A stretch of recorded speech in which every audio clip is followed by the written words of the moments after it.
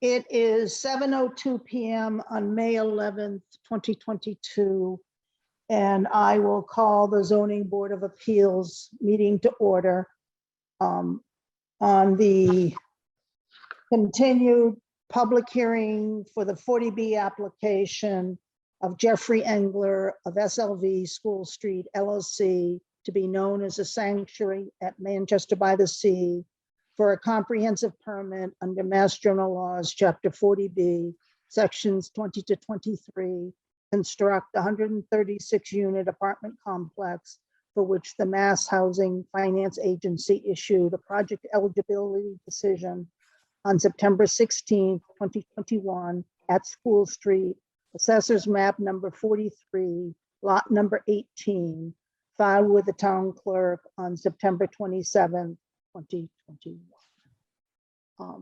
And I think that we will start with the architectural peer review. We had at the initial architectural peer review meeting, Mr. Bomer and the board asked the applicant to provide depictions of what the building would look like from various vantage points. We were provided with a few from School Street. As most people know, the property is surrounded by conservation land with well-groomed trails used by hundreds of people. When someone's walking on a nature trail, they expect to see nature and not a building. This afternoon, I received a letter from the MECT, Manchester Essex Conservation Trust, reflecting before and after views from various locations on the trails. I want to thank them for hiring an architect to provide us with this additional information. I do request that in the future, any materials sent by a third party come to the town, to me and Gail Hunter, and you let us distribute them to the applicant and the peer reviewers, because there was some confusion with respect to this communication. Gail Hunter, was Tiffany able to post this to the website under architecture? It was, it is posted. Okay, so for members of the public, we've posted these depictions on the 40B page of the town website under the architecture section if you wish to look at them. Is there somebody from the Manchester Essex Conservation Trust who would like to speak to these pictures and depictions and kind of walk us through them? I can share my screen if that's helpful. Madam Chair, can I ask a question? Why are we hearing from them before we hear from your own peer review consultant, Mr. Bomer, on the architectural peer review? Because I think that this information is important and we need Mr. Bomer to kind of weigh in on it. And so it makes sense to discuss it first and then have Mr. Bomer react to it. Okay, because we saw this information 3 hours ago. And we have very, very strong, let's just say our position is this architect who is unnamed took great creative license and liberty to show things that we think are factually incorrect and a great misrepresentation. And I just want that stated for the record. We're not going to be able to refute that specifically tonight because we just got this 3 hours ago, but we'll happily show what they've shown and then what the reality is, because we actually used photographs in our renderings. We didn't use fabricated images that, you know, ignore topography and existing vegetation, but I'll be happy to have the trust present their images tonight. I'd be curious to know, they didn't indicate what architect prepared the images. I'd be interested to know that. Right, and I think the purpose of tonight is to look at those images, see what appears to be views of the building from multiple locations, and ask Mr. Bomer to weigh in and give maybe some suggestions of what could be done to make it less obtrusive. Whether it's factually correct or not, it's still going to be visible from the trails. Okay. Is there somebody from MECT who can speak to this?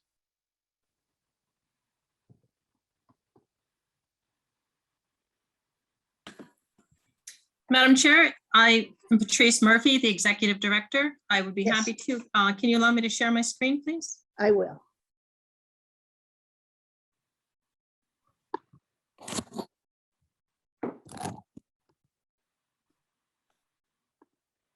Okay, you should be able to share it.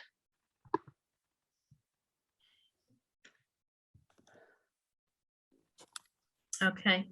All right. So I presented these as side-by-side views, and this is a view from the Utopia Farms parking lot, looking across School Street, just north of the Atwater intersection. I think the picture speaks for itself here. So the left side is what's currently there and the right side is the project. Yes, so we have existing versus proposed. Okay, thank you. And I think the side-by-side comparison really helps to see where the cuts and blasting and the end result of all of that clear cutting. Okay.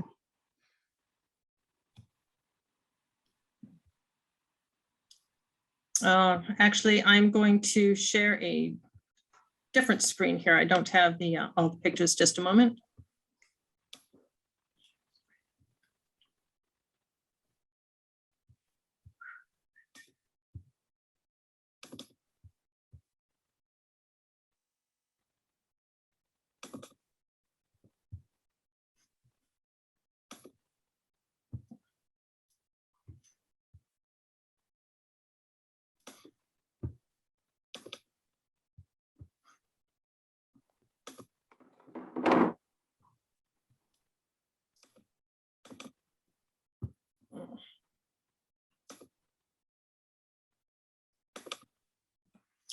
Here we have a view looking down School Street at We the can't- approximate. We can't see it. Oh, We still have the original one. okay.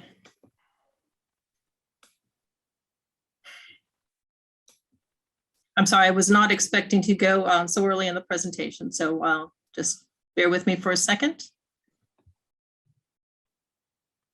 May need to stop sharing and then share again. Okay. Madam Chair, can I ask through you who the architect is that prepared these images? Sure, Ms. Murphy, can you? We've decided not to reveal that information. We don't want any pressure on this architect from any outside firms. And at this point, we are not required to provide that information. Okay. Whoops, we just lost it. Yeah.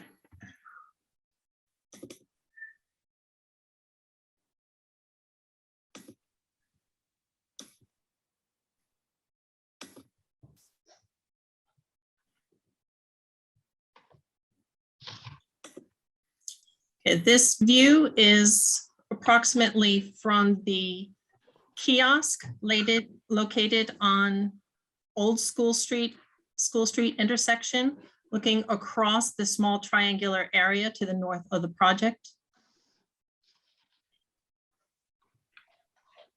Okay.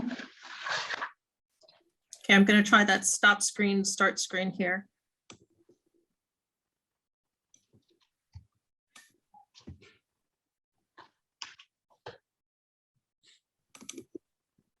And this, if the screen changed for you, this is southbound on School Street as you approach the parking lot from for the Manchester Essex Wilderness Conservation Area. Okay. And that is all the screenshots that I have prepared to present this evening in the side-by-side view. Okay, now we received some additional ones that were from Millstone Hill Yes. and from the monoliths. Yes. Do members of the board have that, know what we're talking about? Yes, I just had not assembled those side by side. We were not expecting to present this evening. Okay. Unfortunately, we're running out of time, so we have to do as much as we can each night. Absolutely, absolutely. Mr. Bomer. I will give the floor to you. Thank you, Madam Chair. Let me start by saying that I, like others, are seeing these new renderings for the first time this afternoon.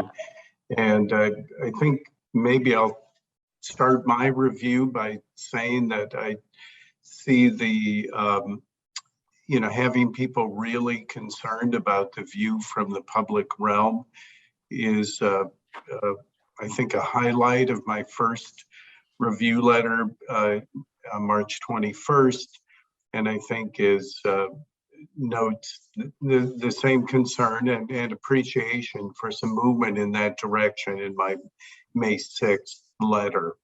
I think from my perspective, as I noted in my letter back in March and I think affirmed in May, is that the purpose of creating those kinds of renderings is really, it's not a sales tool at this stage in the development of a design. These designs are schematic. Everybody wants to know what it's going to look like. And in this case, because it is a very large development that's uncharacteristic for Manchester, certainly my focus was the view from the public realm. So I view these images, whether they're produced by the project architect or whether they're produced by other town stakeholders, neighbors, whomever they might be. At this stage of development, I view those as tools in refining the design of the development. And so I just want to put that out there, that this is not a fully designed project. There have been some iterations of various plans, including landscape plans.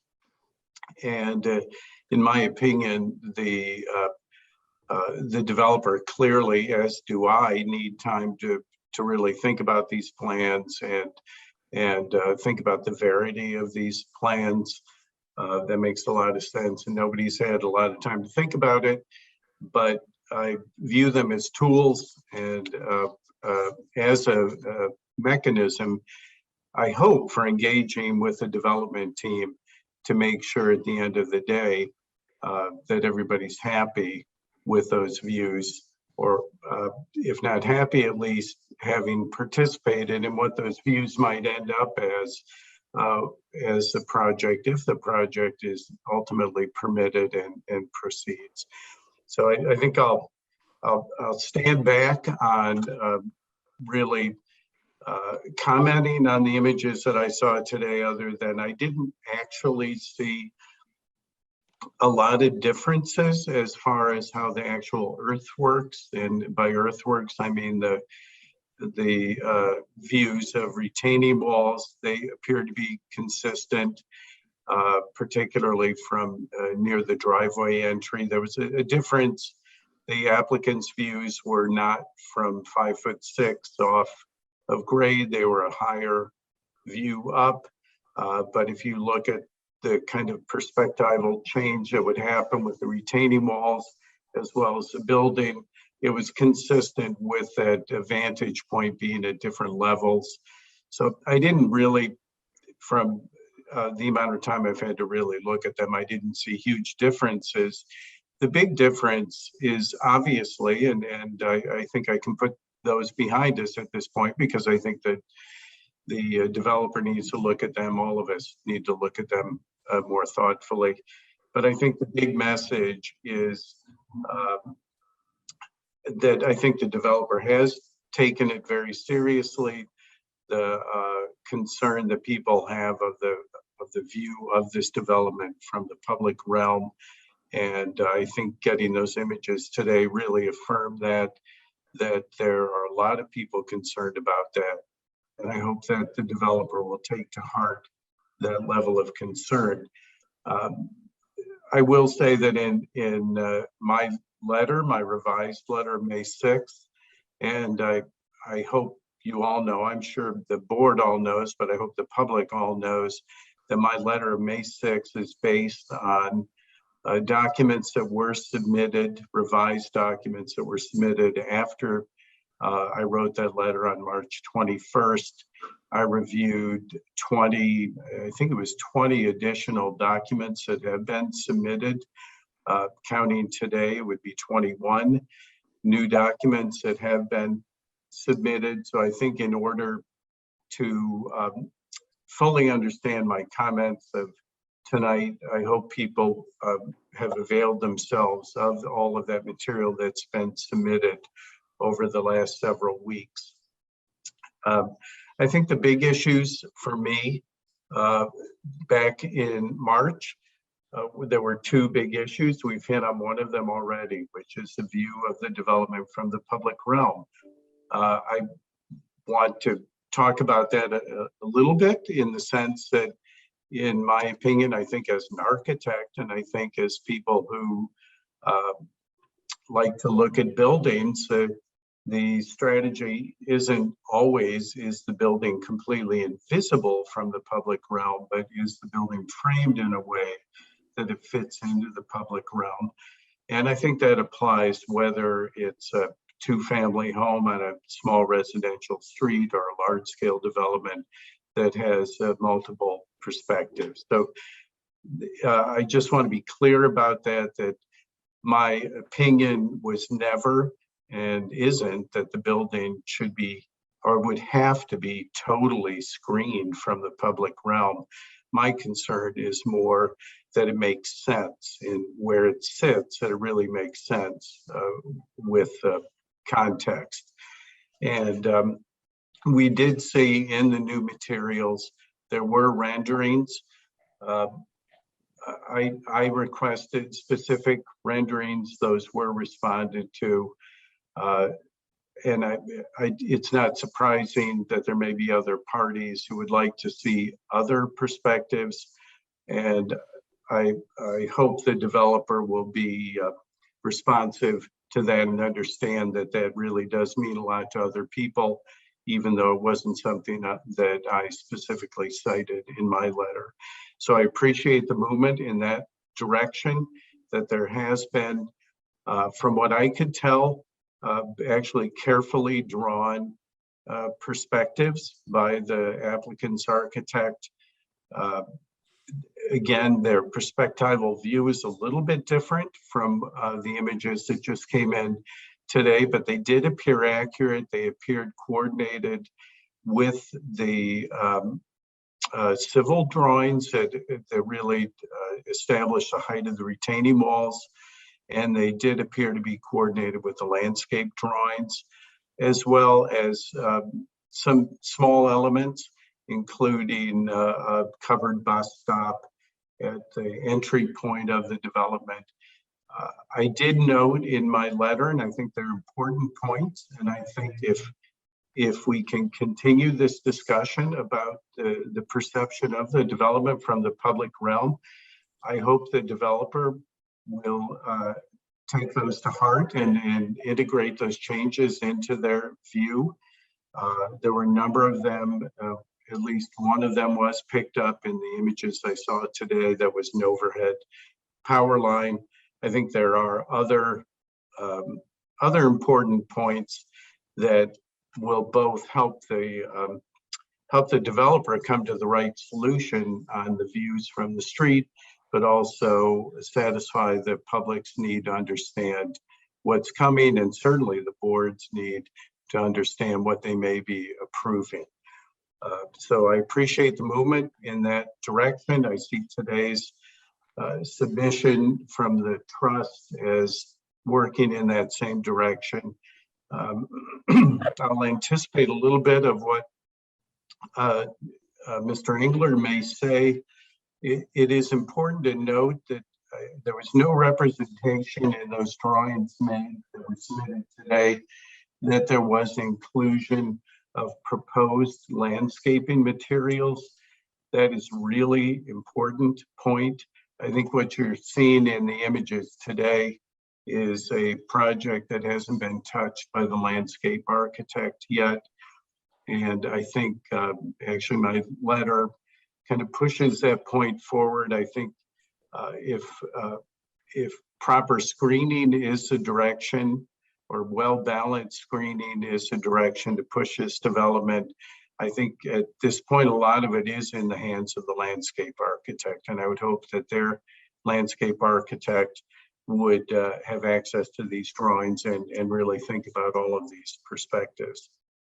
The other big change in the, other than some additional views, the other really significant, excuse me, I'm recovering from a cold, so pardon me for drinking. The other really big change in my mind, my letter of March 21st pushed pretty hard on what I consider to be inadequate usable outdoor space. There was some outdoor space, but in my opinion, it was far from adequate given the size of the development combined with the somewhat isolated aspect of the development. And I went into some level of detail and repeated it probably 2 or 3 times in my last letter. That has been a very big change.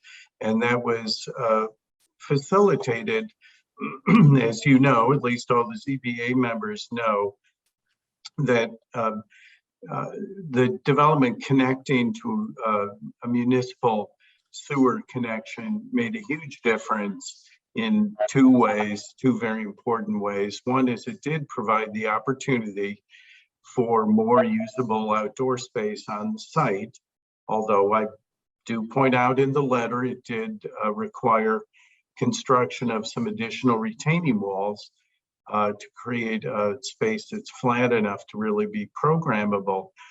But it also, in the initial submission, there was a large area on the otherwise undeveloped area of the site that had to be cleared for infiltration areas. That is no longer necessary. So it does provide the opportunity for actually a large area of undisturbed space that didn't exist before. So in my mind, those were really significant changes in the development.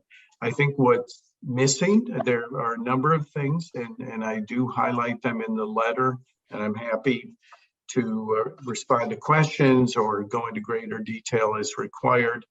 I think the programming for that open space, we don't quite know how big it is. I made a guess. I think I guessed at 30,000 square feet on that programmable space.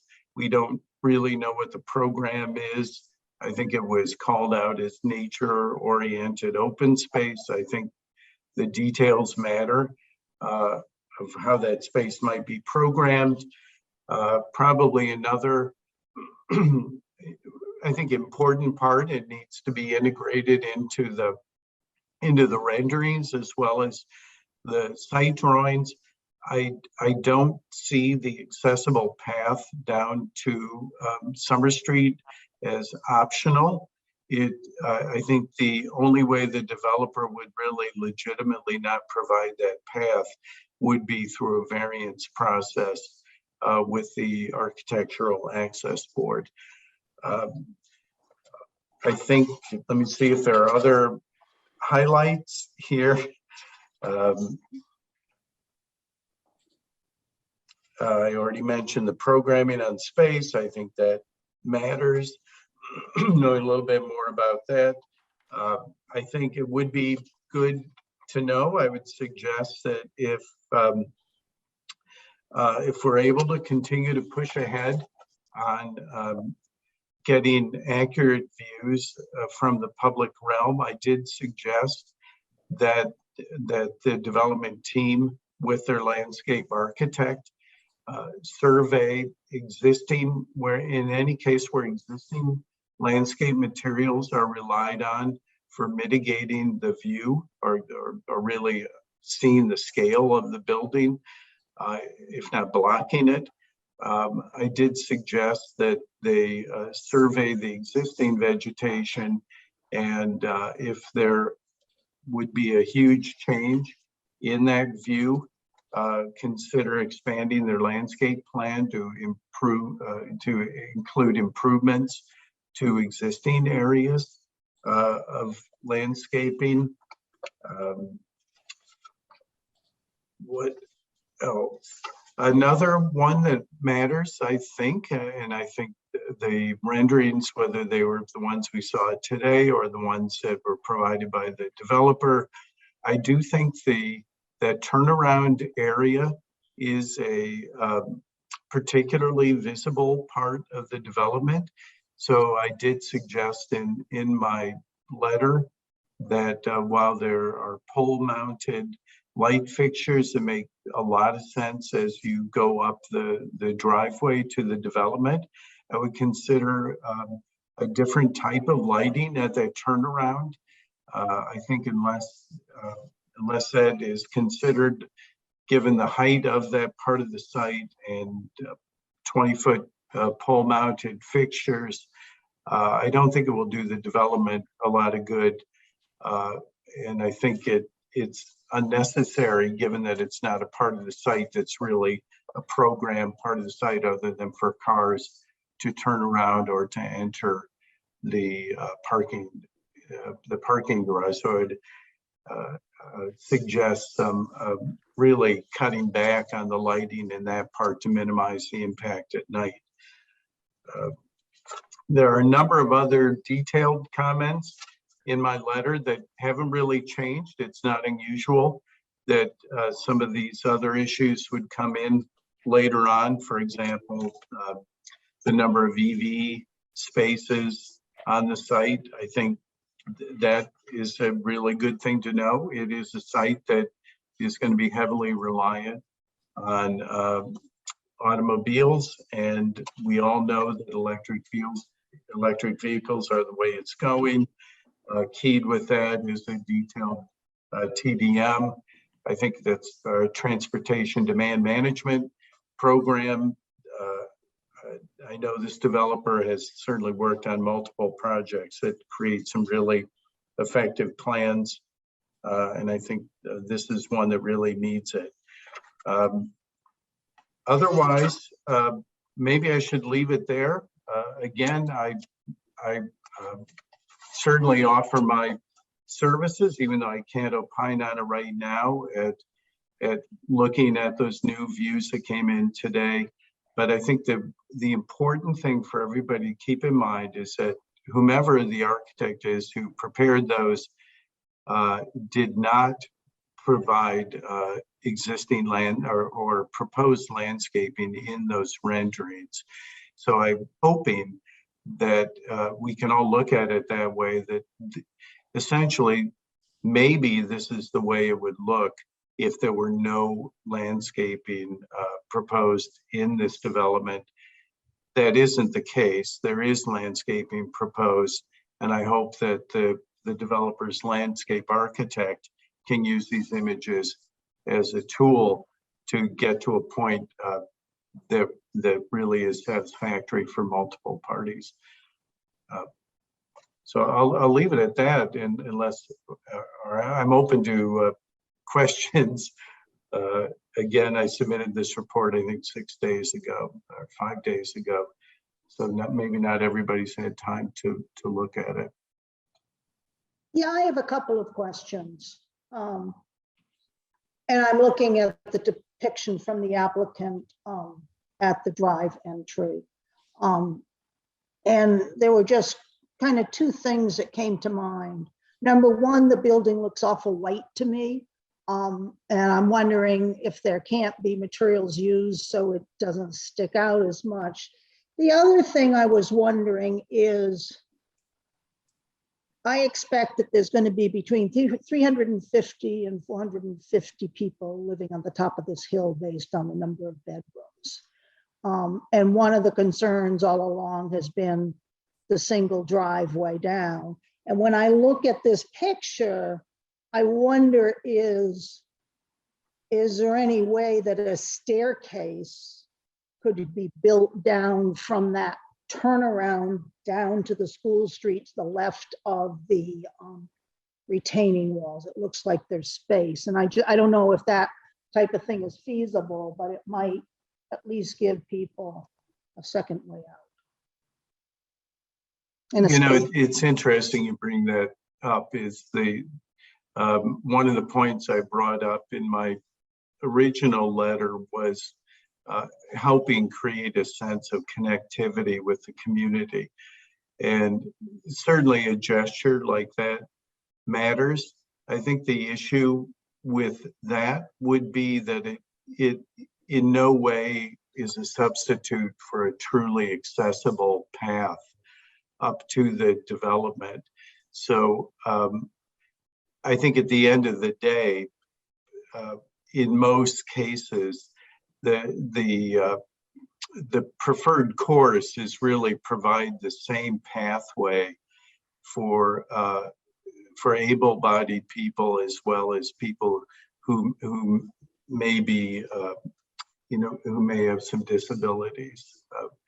So I understand what you're saying, but I think from my perspective, I think advancing the design of an accessible pathway to the top is probably the best way to go.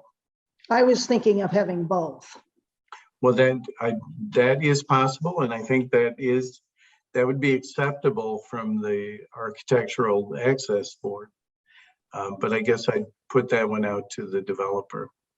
Okay. Other members of the board, do you have questions of Mr. Bomer? James Mitchell. Yes, I have several questions and observations that I'll try to be brief in the interest of time. And these are responses to the March 21st letter that the architect has prepared. And I do want to say, I think he did an exceptional job reviewing and analyzing what's been presented. The first one is in section 1, and it talks about the developer has stated that he's going to reuse and redistribute most of the cut and fill material on site. Yet we still don't have a lot of clarity on that. So that's the first thing. The second thing in section 5 on pages 2 and 3, the developer has, because they're eliminating the wastewater treatment plant, they have added play space and open space. And I think that's a very positive development. As Cliff, the architect, has just mentioned, there really is no actual programming for that space. So that needs some more clarity. The sidewalk issue that has been a concern for many, my understanding is that the developer will build the sidewalk if the town builds one on School Street, and we've discussed that before. The third section is regarding, it's section C on page 4, accommodating unforeseen conditions and the issue of slack or the lack of slack. And I think this has been addressed by the elimination of the wastewater treatment plant. So that's a positive development. The next couple of things here, section 4 on page, section F, pages 5 and 6. There has been more detail provided for bike and storage space and for school bus accommodation. So that's a good thing. The fifth thing I wanted to mention in sections I and L on pages 6 and 7, sustainability is really not addressed here. And things that could be included for consideration are photovoltaic, solar, addressing the building stretch code, energy efficiency. These are all examples of opportunities that either should or could be addressed. And wrapping up here on page 7, there's some excellent suggestions by the architect for design-related concerns. And those include car sharing spaces, a detailed transportation demand management program, a preliminary construction management plan, the cut and fill quantities I mentioned earlier, some integration of universal design features, The developer should provide an evacuation plan, and they should also provide additional details for retaining walls. The last thing I wanted to talk about was section N, and that's on page 8. And it talks about the concern that this site is really isolated from the rest of the community. And there was some requests that perhaps there could be expanding integration into the community and addressing accessing the downtown Manchester area other than by car. So those issues were not really addressed so far. Those are my observations and remarks. Thank you, James. And thank you very much for that. Can I make a brief response? Sure. Thank you, because you spared me having to go through in detail, because I do want to emphasize that there remain many questions, and you've hit on a lot of them, and I appreciate that. And they are in the letter. I'll hit on a couple of them or re-emphasize a couple of them. Maybe most importantly, given certainly from the aspect of the view from the public realm, is more information about the materiality of the retaining walls. And I think whether you're looking at the project architects or the truss architect, it's very clear that the retaining walls are really a huge visual element of this development. The developer does say that they are, I don't remember exactly the language, but that they're considering providing material. I think that is really important, certainly every bit as important. In this case, actually more important than what the building is sited in or what color the building is. The walls are really the first thing you see. They lead you into the development, and knowing what that material is critical. The cut and fill, the developer did acknowledge they haven't done a full cut and fill analysis, and hoping that that analysis will happen. The primary reason being that it does give everybody a good understanding of the kind of truck traffic that is generated by that. I want to reemphasize that play space, that open space, understanding more about the programming, the slack space. I wanted to clarify my use of that term.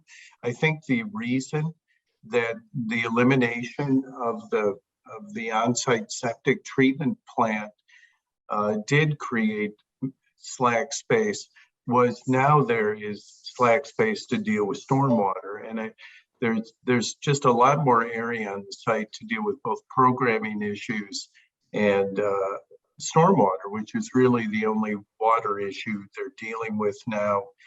Sustainability, I think that is something that's in everybody's best interest, certainly the community's best interest. And I would hope, I know the architecture firm that's working on this, and I know they're capable of integrating really meaningful sustainability components in the project. Lastly, the evacuation plan. I didn't re-comment on that, I don't think, in my revised letter.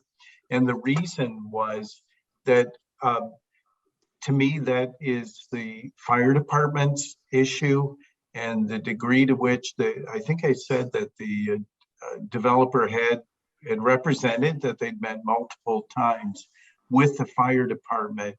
And certainly the push, if there is a push for an evacuation plan, that's really not an architectural issue, but keeping the fire department in the loop. And if that is something that is required, I think the board should push for that. Thank you. John Benares, do you have any questions, comments?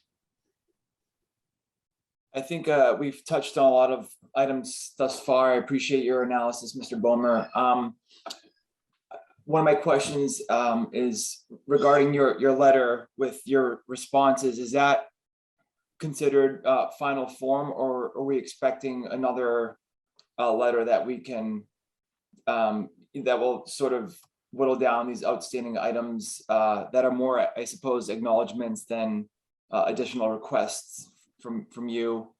And also, I just like to add that these renderings just reaffirm the scale of this project and how there's nothing like this in our town. And it also reaffirms just the isolated nature of the project. So I just, wanted to point that out. That was my initial reaction after seeing these renderings. And, I'm used to seeing renderings in my career. So I knew that it would, look out of character for the area, but it actually had more of an impact than I thought it would on me. So I'd like to just point that out. That's all I have. Thank you. Brian? Oh, go ahead, Mr. Boomer. Yeah, well, thanks for that comment. And I hope it's not the end of the line. I think, as I said at the beginning, these new renderings that we got today, as well as renderings that were provided by the applicant, I think can really help all of us engage in really being able to review this project in a realistic way. So like I said at the beginning, I think that there may be some views that the developer hadn't really anticipated that clearly are of importance to some of the citizenry. So I view this as an opportunity for the developer, in my opinion, mainly to really engage with their landscape architect and make sure they have sufficiently really run through the issues for everybody. Typically, just so you know, typically what I do when I advise boards is as the project continues to develop, and we hope that we have a responsive developer who will continue to develop, I eventually boil down my comments to things that could turn into conditions on an approval, or we hope advance design ideas that make sense to you folks.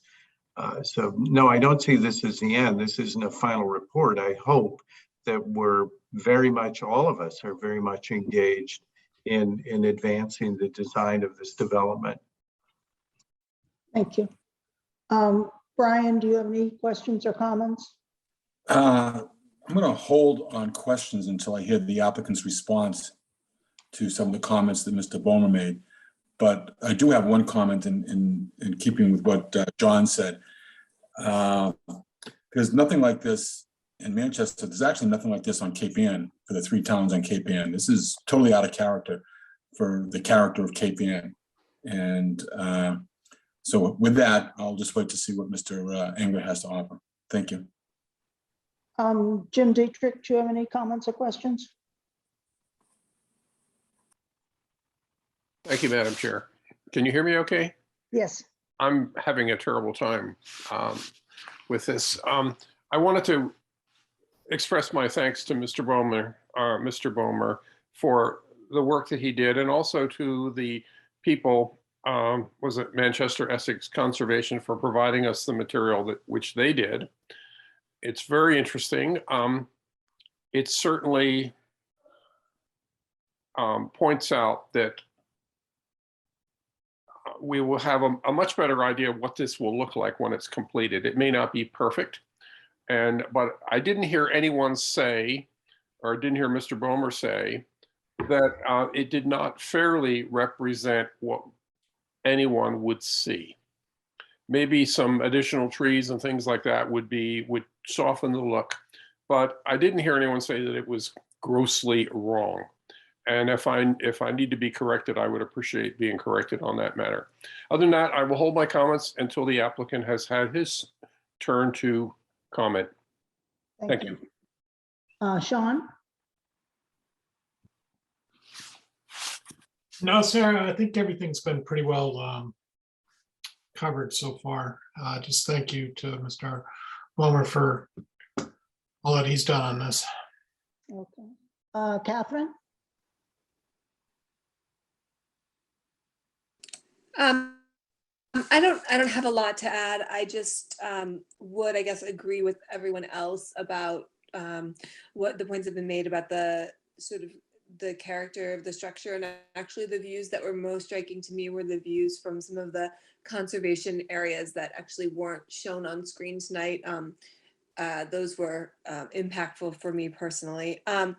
The other thing that I think is important, and I know it's been mentioned, but I think it's worth reiterating is that the sidewalks, I think an accessible pathway, accessible pathway for walking down is going to be a really important part of this project. Thank you. Mr. Engler? Thank you, Madam Chair. In general, relative to Mr. Bomer's comments, we certainly appreciate his thoroughness and diligence. To Mr. Benares's point, we expect to issue by next week responses to Mr. Bomer's comments, and in some cases, some additional details. Frankly, I don't think there's a ton of outstanding information in Mr. Bomer's letter. There's certainly some things that we can provide some additional details on and clarifications, and we intend to do so. So we will be submitting a formal response to Cliff's letter directly embedded in the responses that he's made. So we agree and look forward to continuing that communication. We've worked with Cliff several times, and look forward to, I mean, ultimately, as Cliff would acknowledge, there are parts of the plan that are not going to be developed during this public hearing process. They're just not. But as Cliff said, conditions that those details would be subject to a building permit, I'm fairly confident and comfortable saying that he would be comfortable in some areas anyway with some of those details being deferred, because they're not known, nor will they be known about this project in the next couple of months. With that said, I'm not really going to get into the representations made by the MECT. Candidly, I find it a little bit inconsistent where we as the applicant, and I get it, are browbeaten when we don't submit material far enough in advance, but the MECT continually submits material the day of the hearing, providing us no opportunity to review it. It seems inconsistent. Moreover, our technical team is scrutinized, as it should be, by the peer review consultants that you have, but the MECT can just submit whatever they want and everybody takes it as gospel. I don't, it just, once again, it seems inconsistent. Moreover, I was asking who the architect was, not so that we would harass them. I mean, that would be about as unprofessional and unethical as one could do, simply to know what kind of credentials do they have. Does that seem like an inappropriate request to see who presented these and what their credentials are? Have they worked on any other projects? Have they done renderings before? So I stand on that they've taken creative liberties in what they're showing. I'll have my team tonight show the 3 renderings that we prepared that were done painstakingly based on existing photographs without any enhancements or removal of existing vegetation or change in topography or any of those things that I believe were done in the renderings that were submitted to you today.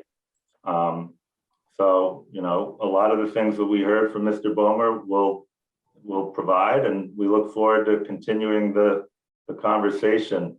I think with that said, I'll turn it over to Leslie from Bowler, who's our landscape architect, who can screen. If it pleases the board, would you like us to talk about the package that we submitted and the renderings, or is that unnecessary and you just want to ask us some questions? No, you can go over the package. I mean, I think we've looked at it. And I think the biggest thing that stuck out with me was B2. Because the building that's there, the colors are not the same as what I saw on the other pages. It's all white. Well, let me comment on that. I mean, listen, we can make the building whatever color you want. We had a gray building last year and we were pushed to do a white building by all the people that attended the public hearings and the Board of Selectmen process. So we dramatically changed the exterior facade and made it a white building. If the board wanted more gray or beige or something like that, we're not opposed to that. What we showed you is what we were kind of encouraged to do. Second of all, relative to, just more globally at a high level, we recognize this building is large for Manchester by the Sea. We do. But for a 136 unit, 3.5-story building, it's about as unvisible for most of Manchester by the Sea or the passersby as possible. And I would ask council or the members of the board to show me anywhere in any 40B case law where a town is under 10% subjectively that, oh, we don't like the building, or we can see the building, or people walking on a path can see the building. That does not carry the day. It just doesn't. So we feel very comfortable with the building as we've designed it. If there are some, changes in color, additional landscaping, providing more details on the exterior programming, would be happy to do that. But if the board is looking for us to make dramatic changes to what we've presented, just candidly, we're not going to be doing that. So I don't know. So without me rambling on anymore, Leslie, why don't you screen share and show the landscaping plan so people can see the additional programmable space. And then let's focus a little bit on the last 3 renderings, and you and Bill can talk about that a little bit. Okay, thanks, Jeff. So this is a rendering of the landscape plan. And I think what I'll do is just kind of go around the site starting down at School Street. I know that there's been a lot of conversation about the retaining walls and the style of retaining wall that you'll see from School Street. So I'm hopefully going to share my, can you see that? Yes. You can. Okay, so this is what we envision as being the style of retaining wall. This is a readily available type of retaining wall, and it's got some nice style to it that is kind of reminiscent of a granite block wall in an ashlar style. There's another less granular type of retaining wall with a smaller block style. This is something that's been installed up at a new elementary school in Marblehead, if you're interested in taking a look at it. So I think Jeff and the team is open to suggestions relative to the style between these, more large block style versus a smaller block style. And both can go to the heights that we need for the project. All right, so I just want to add, we've got lots of retaining walls for the sole purpose of retaining existing vegetation that occurs along School Street.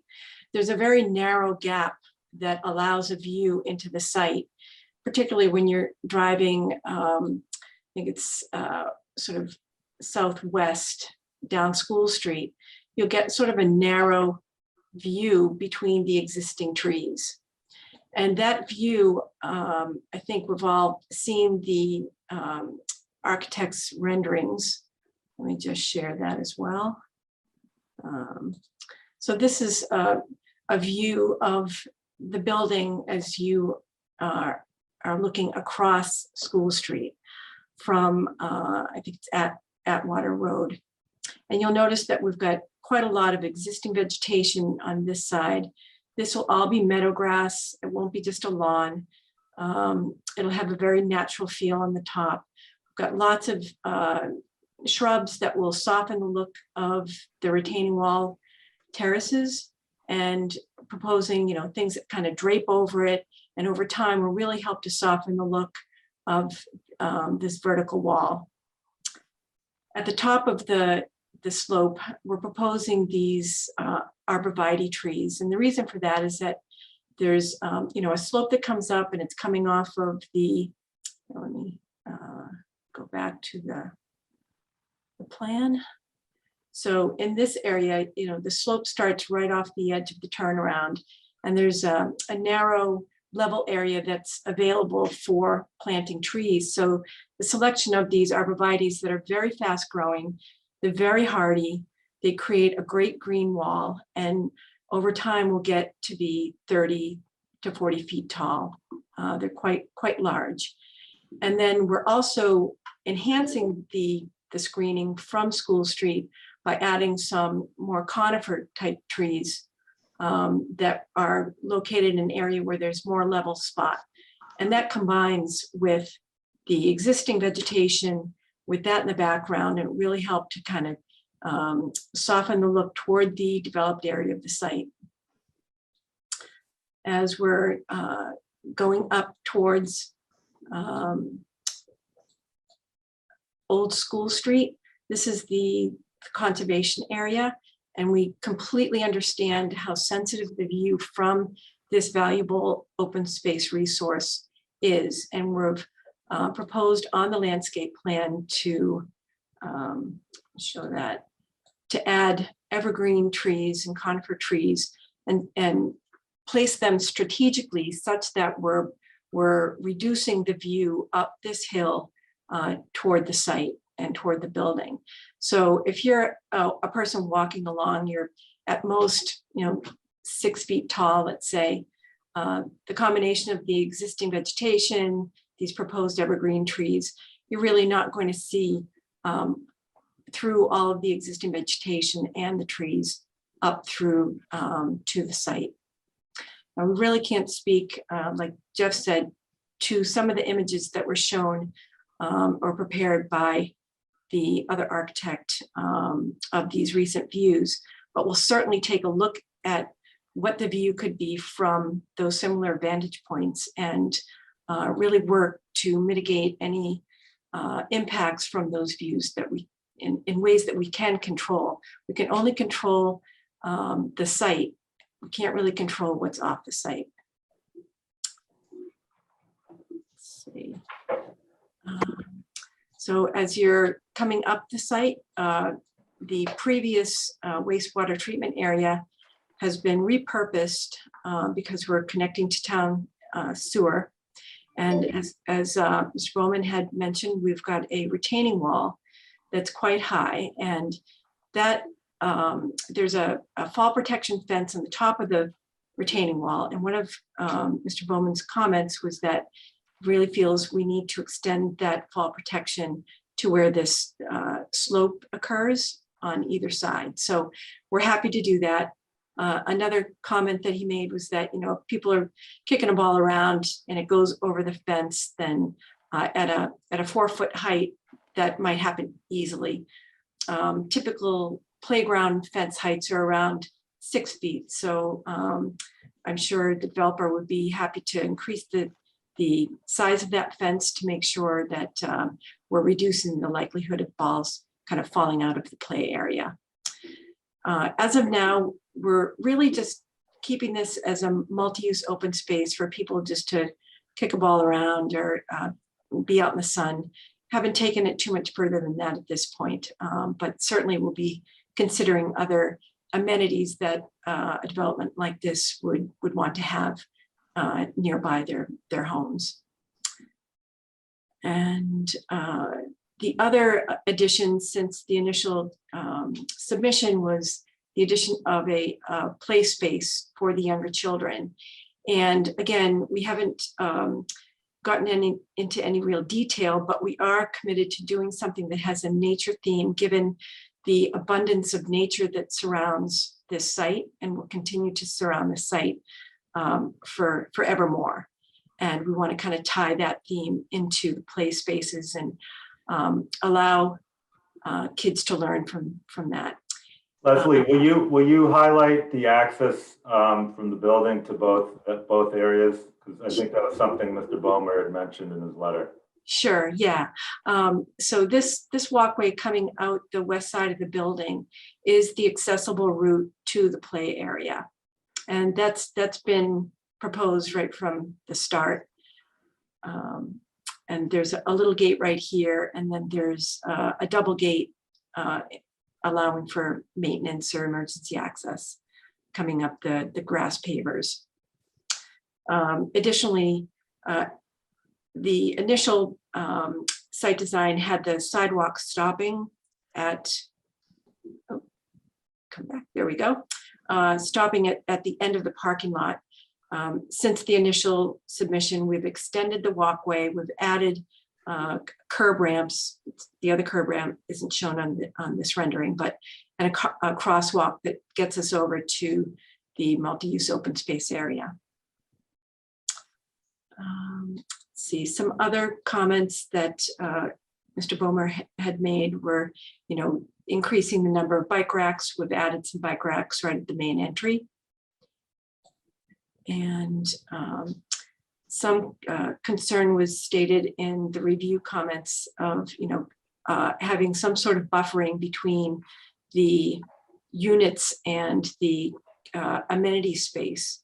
So where we aren't currently showing the specific plant materials, we have always intended to have plant materials that are either in planters and provide plants that get up a little bit higher, and then plant materials that would be between the amenity space and the decks.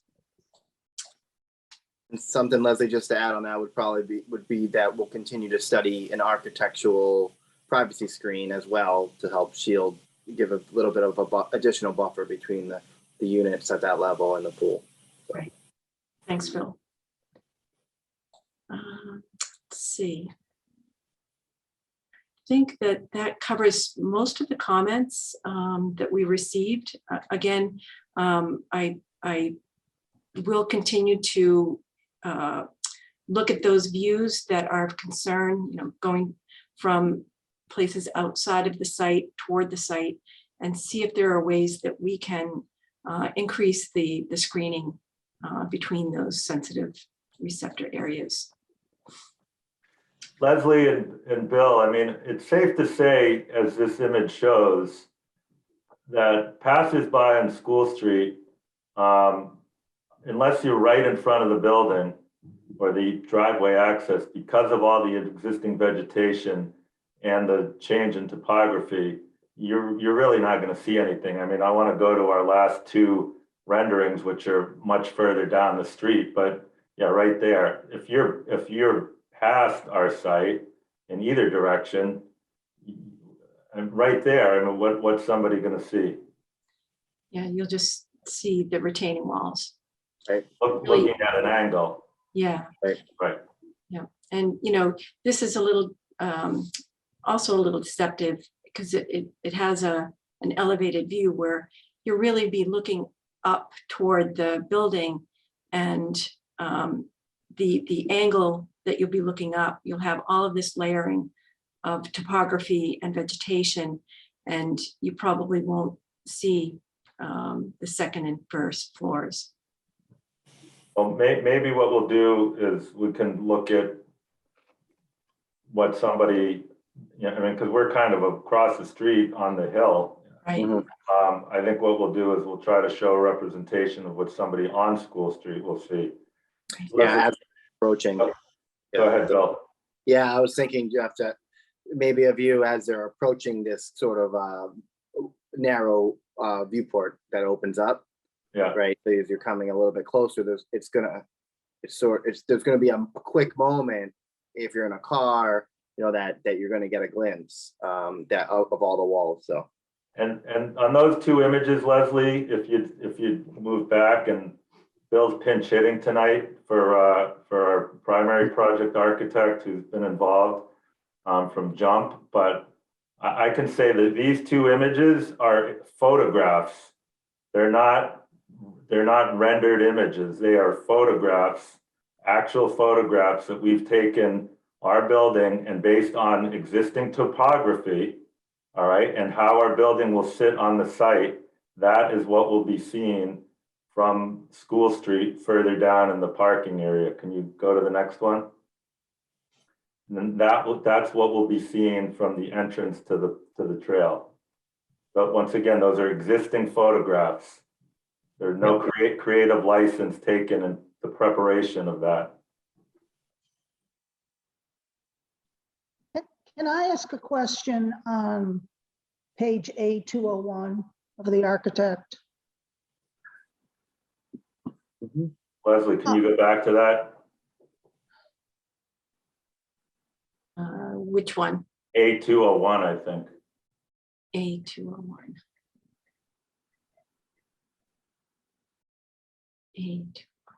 There we go. That one. Okay. Yeah, when I look at that, it looks to me like there's additional height on top of the roof. And I thought the roof was maybe 25 feet. Does that other stuff on top of the roof raise it over 35 feet? By other stuff, do you mean the roof deck? I don't know what's up there. There's The head that- house. That's a roof deck amenity for the residents of the building. That won't be seen by anybody anywhere. It's buried on the back of the building. Except very back, far back. I'm talking with respect to the waivers for zoning where we have a 35-foot height restriction. I'm asking with that stuff on top of the roof, are you going over 35 feet?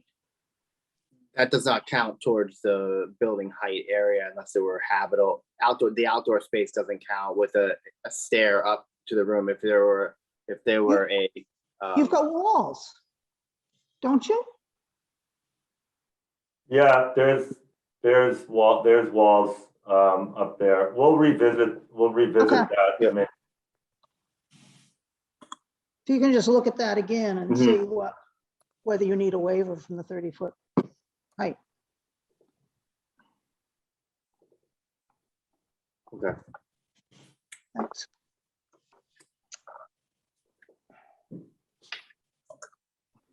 So I think that we just wanted to talk a little bit about some of the architectural and landscaping elements. We'll update some of the plans based on Mr. Bomer's comments. The main image that we show from the street, the hill does look like it was sodded, it's just like big green grass. That's not representative to what it's going to be. It's going to be more seagrass and organic, that area there. That looks like lawn. So we'll continue to update this image to make sure that it's representative of what our landscaping plan shows. And Leslie, as Mr. Bomer recommended, will continue to look at the plan to see if there's any other enhancements we may be able to introduce. So with that said, if the board has any specific questions, we'd be happy to answer them. Can I ask a question? It's John. Go ahead. This is for Leslie. Have you considered other plantings besides the arborvitaes? I just feel like they're very linear, and by the time they grow to 20 or 30 feet, that's going to be 20 years from now.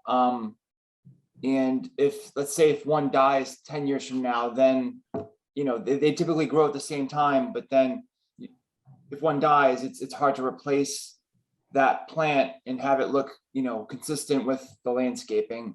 So I'm just curious if you've considered other plantings that grow larger, like maples or dogwoods or birch trees or just larger trees that would provide also a better screen and grow larger. Thanks. Sure. Yeah, I think for the purposes, the reason that those were selected was for their screening, their quick screening ability. Like you can have a green wall on day one because of the way that they're planted. And the other reason they were selected, I think I mentioned earlier, was that there's kind of a narrow level space for planting at that area.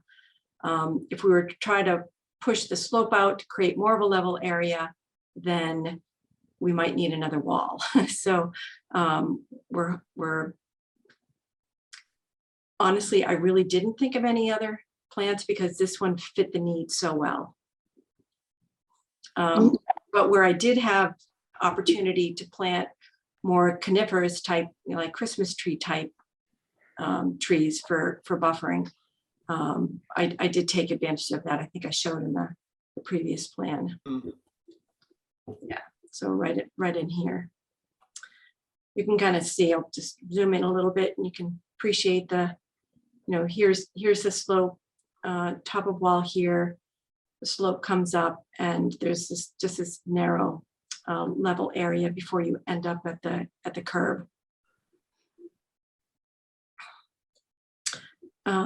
There could be some opportunity to do some, deciduous trees. We do have a fairly large deciduous tree planned for the center court or the center of the turnaround, which will, you'll see over the top of these arborvitaes.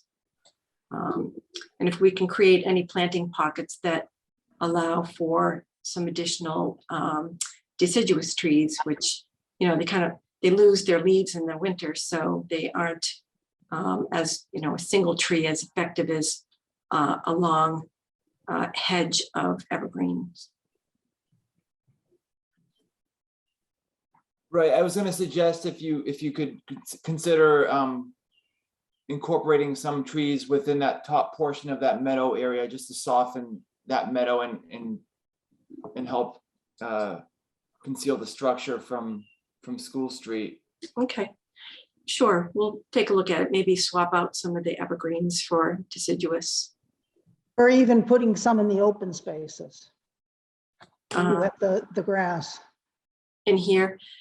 Yeah, just to break it up so it looks more natural. Yeah. Well, I think in the representation we do, I think you're going to see that it is more natural. I mean, I think what we showed was, as I said, it kind of represented as sod, looks like a golf fairway. But keep in mind, because of the slope, plantings on that hill are not going to have any impact. Leslie, correct me if I'm wrong, from a screening basis. I mean, it may make that area a little bit more visually interesting, which we can consider. But from a screening standpoint, what we plant on that hill, right, like where Leslie's hand is, that's not going to have an impact on our screen in comparison to the arborvitaes that are planted at a much higher grade and thus are more impactful as our image shows. Yeah, I just find that it would add some more visual layers to the view. Understanding that there is a slope, of course, and I find that arborvitaes work well in smaller residential applications, but when you have, it looks like you have a couple dozen of them wrapping around that turnaround, you're really relying on all of them to thrive at the same time and grow at the same rate and all that. And I just find that maybe, 15, 20 years from now, when you start seeing some of them die off, it will look a little goofy, for lack of a better term. And you see that when you drive around, you see that at, other places in people's houses. So just a thought that I had. Yeah, I mean, one thought would be to use the concern with planting larger deciduous trees on slopes is that, you have the slope coming down and then you're trying to plant a tree in the slope and kind of the whole thing sticks out. So one thing we've done before is to plant much smaller trees that over time that they grow and they prosper, but they don't have the same challenge of planting on a slope. It's the big root ball that makes it the challenge. So by planting, liners along the slope, which are, maybe 1/2 inch to 1 inch caliber. then they grow over time, almost like successional growth, which will occur naturally as, you know, this meadow grass grows. Birds drop, you know, seeds and trees grow and so forth. So it's giving, you know, that a head start with the smaller trees is a possibility.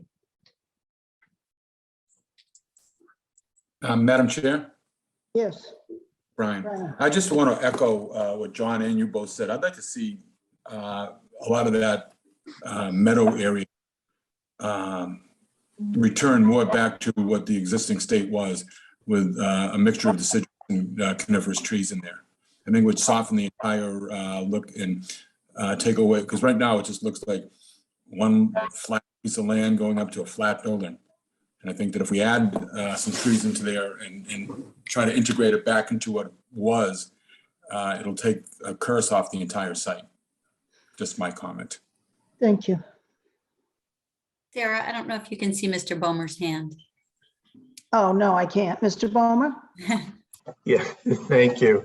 I just wanted to support what the three of the board members have said, and it is in my latest letter, that I think there are multiple reasons. And Leslie, if you wouldn't mind going to the view from the street, that perspective view from the street, I think it kind of supports that. If you can imagine, not on day one, but in that we hope not too distant future, that the kind of scale of trees that we see in that existing buffer on the left-hand side that are interspersed in the lawn, I think it would go a long ways towards tying the development in a more subtle and interesting way, and also consistent with, I think, what you're used to seeing even in Manchester and nearby communities, where there are some very large homes, and they often feature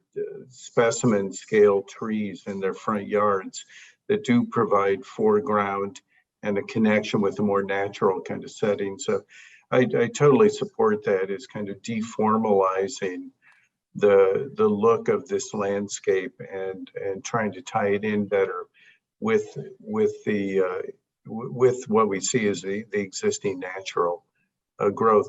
It would, and Leslie's completely right, I think in order to facilitate that earlier on, it would require construction of some additional much smaller scale retaining walls that could provide a sufficient flat area to start a bigger tree. But I think in the longer run, creating a landscape that really, a foreground landscape that features specimen scale trees ultimately, I think would help a lot. Thank you. Any other comments from the board?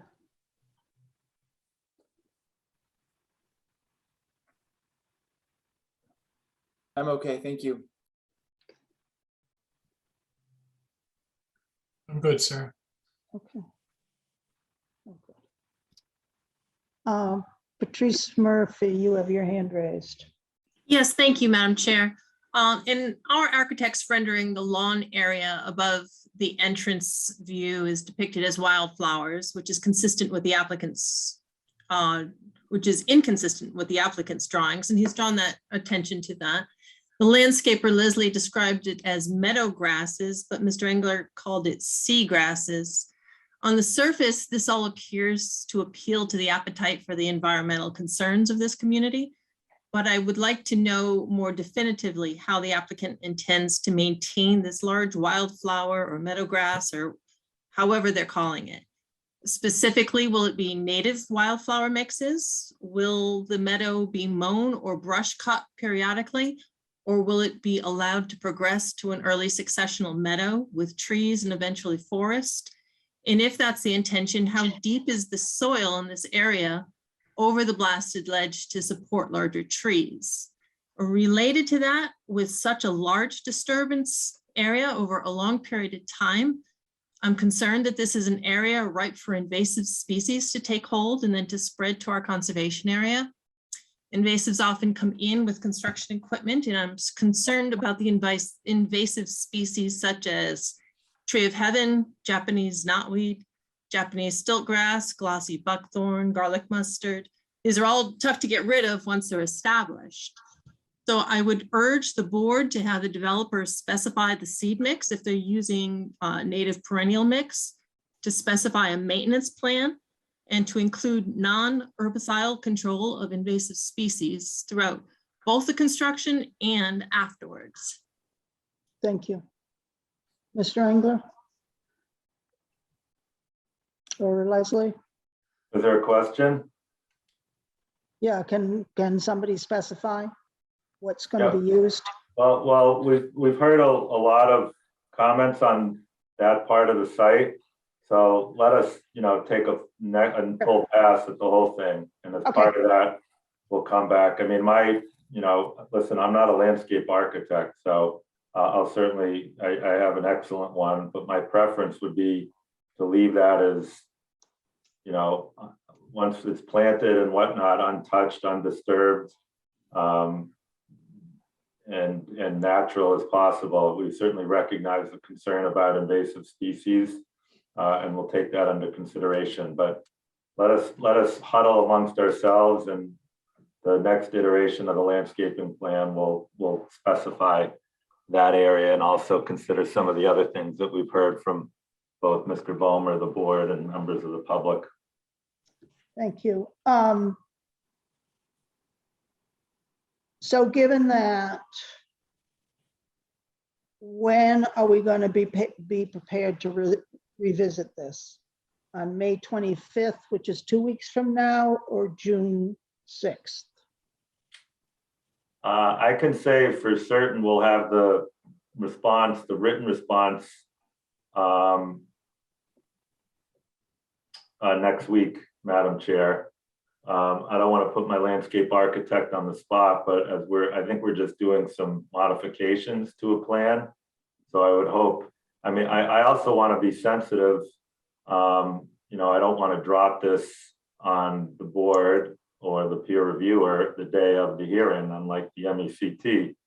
So, I could say without question, we'll be ready the first hearing of June, and we'll give Cliff, a couple of weeks to look at it.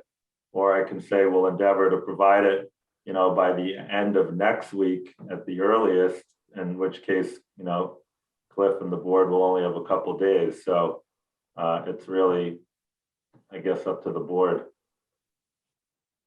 So Mr. Bomer, does June 8th make more sense than May 25th? It does, although June 8th in particular is not an evening that works for me for a hearing. It certainly wouldn't, it gives me the time to review materials and certainly issue another letter, but I may not be able to attend the hearing on that day.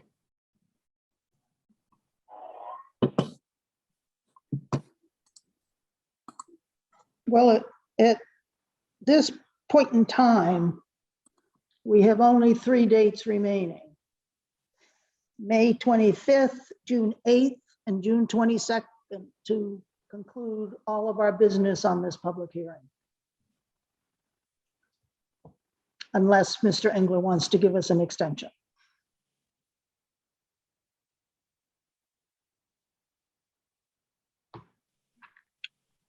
The 20, for what it's worth, the 22nd does work for me.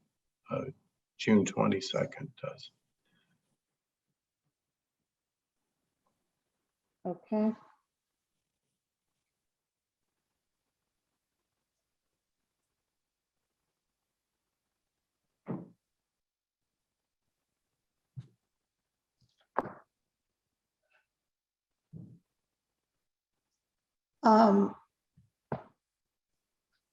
I see there's another member of the public that has their hand raised. Karen Gersh.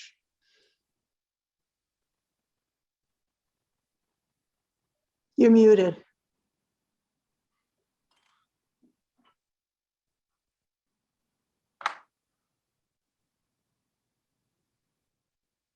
You're still muted. We can't hear you. There, There, okay, sorry. I got my camera up, but I forgot to turn my sound on. okay.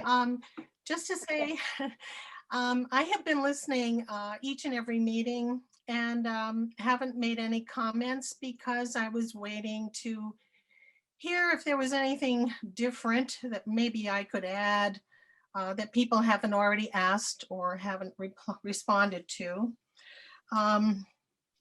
I keep saying to myself that my common sense tells me the project is improbable for this site.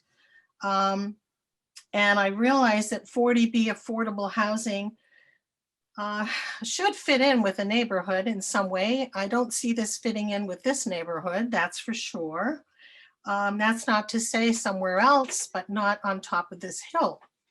I heard a comment earlier from Leslie when she was describing the architecture, the landscape architecture of the site, and how it's surrounded by forever, perpetuity, the open landscape and natural landscape all around.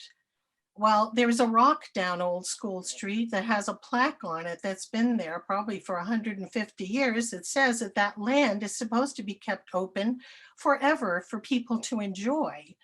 And this project is like putting a ziggurat on top of this hill and calling it whatever you want to call it, a housing place that really doesn't belong there. And it is destroying the natural beauty and peace that has been there for a very long time. My family's woodlot is directly down the back slope of what would have been, I think, the leaching field for their sewage system. So I'm glad they're considering that Manchester perhaps accept their sewerage. I don't know if that's going to happen or not. If it doesn't happen, I don't think they have proven that the site won't take a sewer system. I think there's more studying involved, some more soil testing certainly in various parts of the site that they have never done. I have so many questions.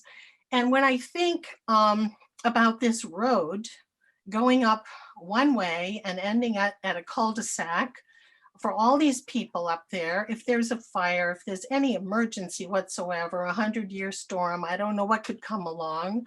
We have weird weather these days.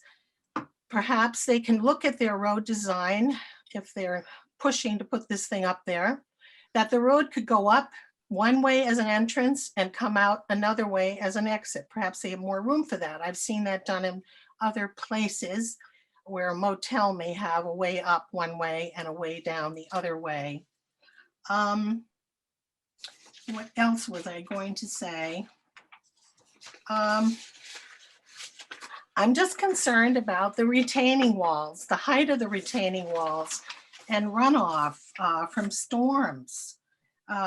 You know, he's got the thing designed for a 25-year storm, but you know what, lately our storms are not normal, quote unquote, 25-year storms.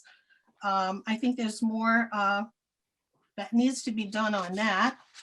And the reduction of wetland. I don't know if this is going to happen now or not. I'm sorry, I didn't see the most recent letter that was written by, I don't know, the speaker who took a lot of time tonight. That you are reducing the wetland area from 185,000 square feet to 123,000 square feet. And I don't know how reducing wetland area can end up being a benefit. In fact, I do not see one benefit to the town of Manchester from this project, not one. No one has discussed the impact on the school system. No one has talked about safety of traffic, children perhaps on bicycles or foot back and forth over 128. No one has talked about how to put a sewer system under 128 and connect them. And where is all the runoff going to go into the storm drains? Do we have storm drains out that way? There are still a lot of unanswered questions.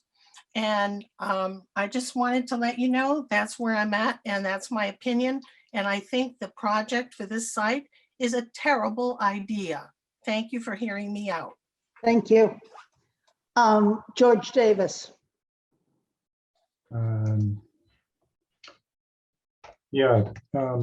Thank you.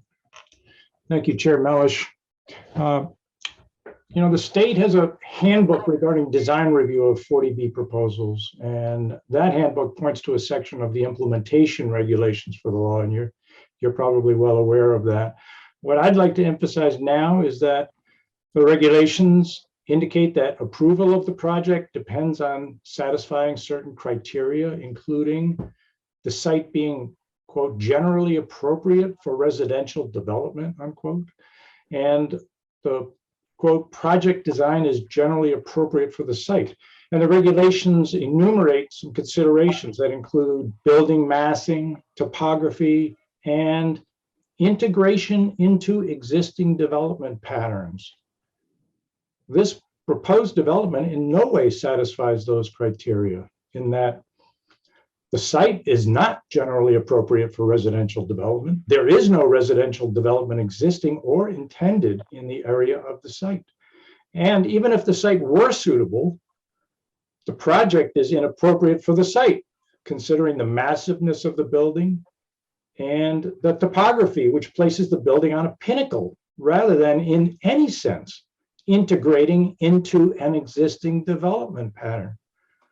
So this proposed project has more than three strikes against it, and I think it should not be where it is proposed to be. I think it needs to be rejected by the ZBA. And I'd just like to close with a question. Do I understand correctly that the Housing Appeals Committee will be using these very same criteria, among others, if the project ends up under their review?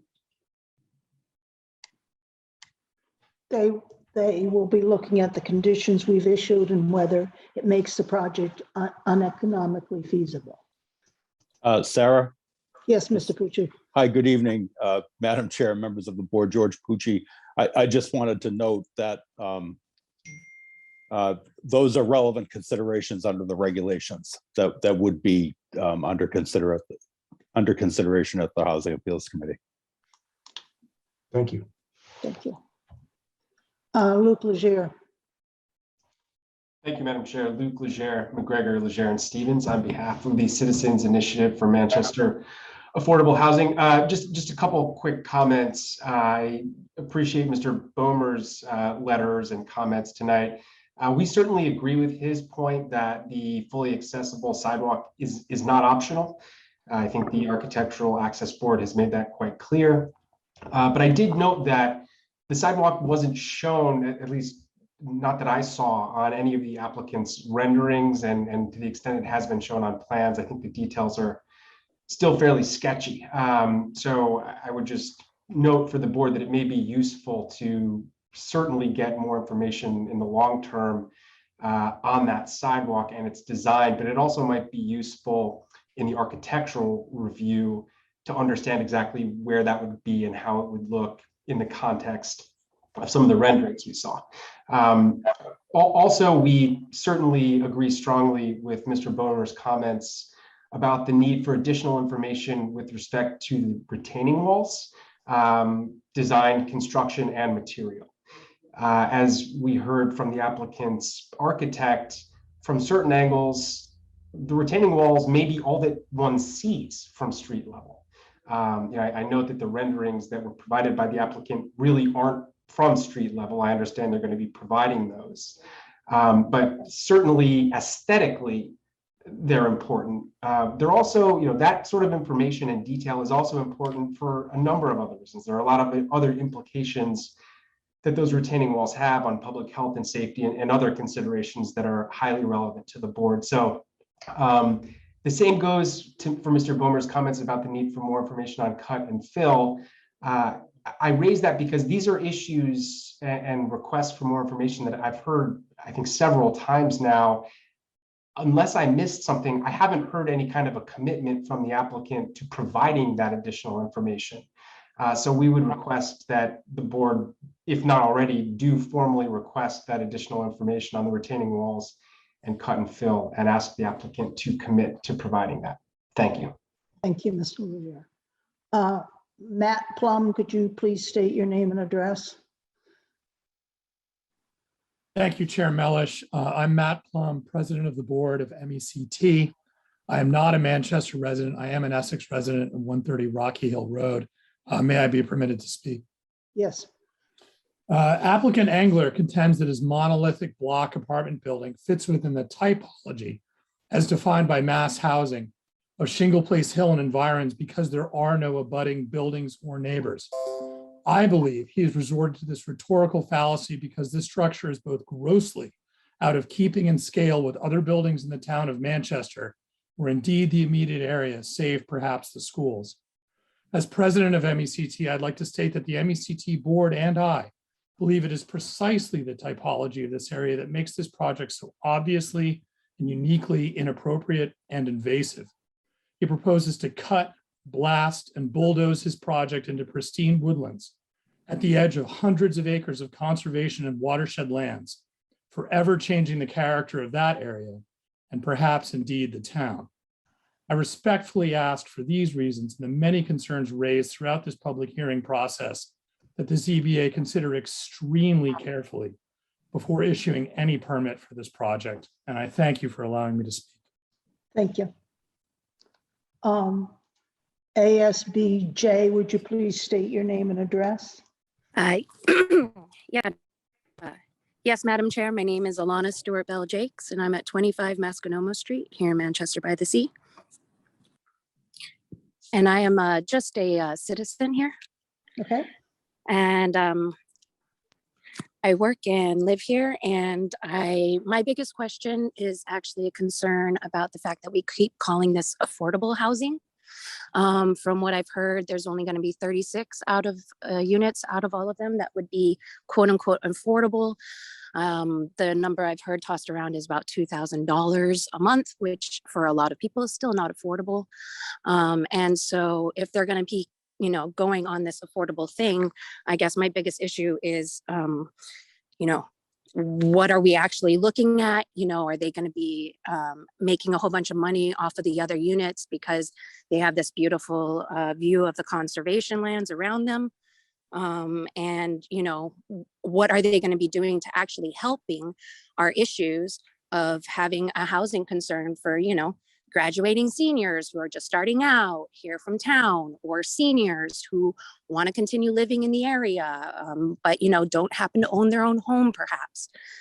There's a lot of people who live and work here that don't have access to affordable housing, which has been the big issue here in town, and I don't see this project meeting that, and I would love to hear about that concern more. Thank you. Thank you. Unfortunately, under the 40B statute, they're required to have 25% of the units at 80% of AMI, which many people feel is not affordable. Sarah Pierce, please state your name and address. Yes, Sarah Pierce, 11-9 Friend Street, Manchester. I first wanted to say that I agree with and applaud everything that Karen Gertsch had to say, and she brought up a lot of issues that I think a lot of people are feeling and haven't had the opportunity to express. A question I have that just remains and is concerning is that throughout this meeting and many others, Jeffrey Engler continues to tell us that we're not going to be able to have a finished plan within the time frame he's allotting the town and the board. And that's super concerning, because if we don't have a finished plan, I don't understand how a board could vote on something that could change so drastically in so many ways. And I guess that would be my biggest concern and question and comment for tonight. Thank you. Thank you.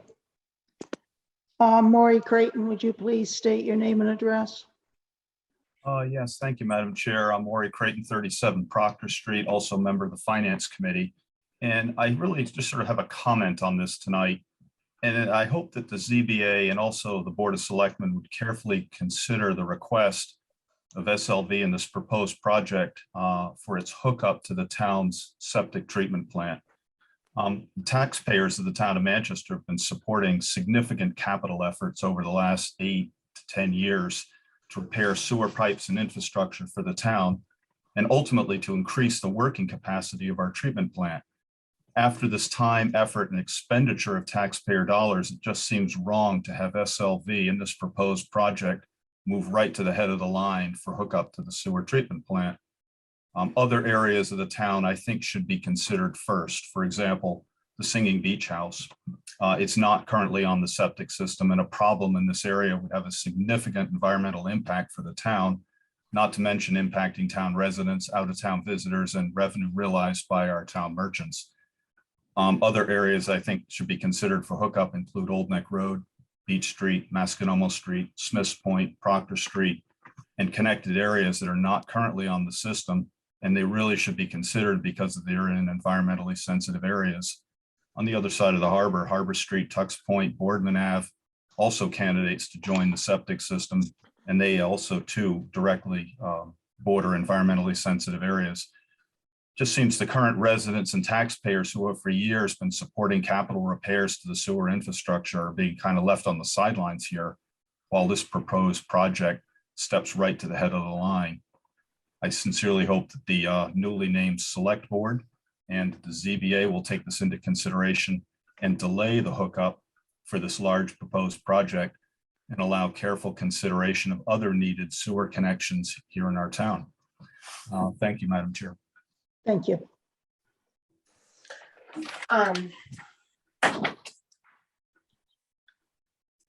Daniel Hill. Thank you, Madam Chair. For the record, Dan Hill, I represent the MECT. I just want to make a quick rebuttal to some of the comments that Mr. Engler was making concerning our artistic renderings of the project and how it may look from public realm. Mr. Engler stated that his renderings are superior because they're based upon photographs, whereas MECTs are not. They're based upon renderings. And I wanted to point out, if I may, Madam Chair, using the share screen function, that Mr. Engler actually used similar artistic renderings in his Winchester project that's currently under construction. This is one such photograph rendering, and this is another rendering of the entrance to his project in Winchester. So it's not, I just want to make a point that there's two ways of doing this. You don't have to do it using photographs. You can certainly use it using other types of study. Second, the comment about the landscaping being incorporated into the renderings, I think that's a legitimate point. Certainly, the rendering that we provided does not show the plants that are proposed on the retaining walls. However, I did want to point out that including the landscaping features on the renderings assumes that those landscaping features will survive, and that's an assumption that doesn't always play itself out. Finally, yeah, frankly, I think our renderings are superior in that they provide relevant viewpoints of the project, whereas two of the three renderings that were provided by Mr. Engler are frankly irrelevant. One of which is very far down the street on School Street, making the view of the project virtually invisible. And the second one is a perspective from basically the middle of the woods on Old School Street that's screened by existing trees on abutting properties. In contrast, the renderings that we provided are from relevant public vantage points, and for that reason, I think they're worth a lot more on the credibility scale. Thank you. Thank you. We are now going to move on to the environmental peer review waiver requests. Do we have somebody from Beals and Thomas on to speak to? Yes, Stacy Minahan here with Beals and Thomas, and I'm joined by Andrew Gorman and Matt Cody of our office as well. Thank you, Stacy. So would you like me to give an overview? Yes, please. Sure. So just by way of kind of a reminder of where we've been, we had received responses to our initial review letter in early April, and in later April, we issued our supplemental review letter.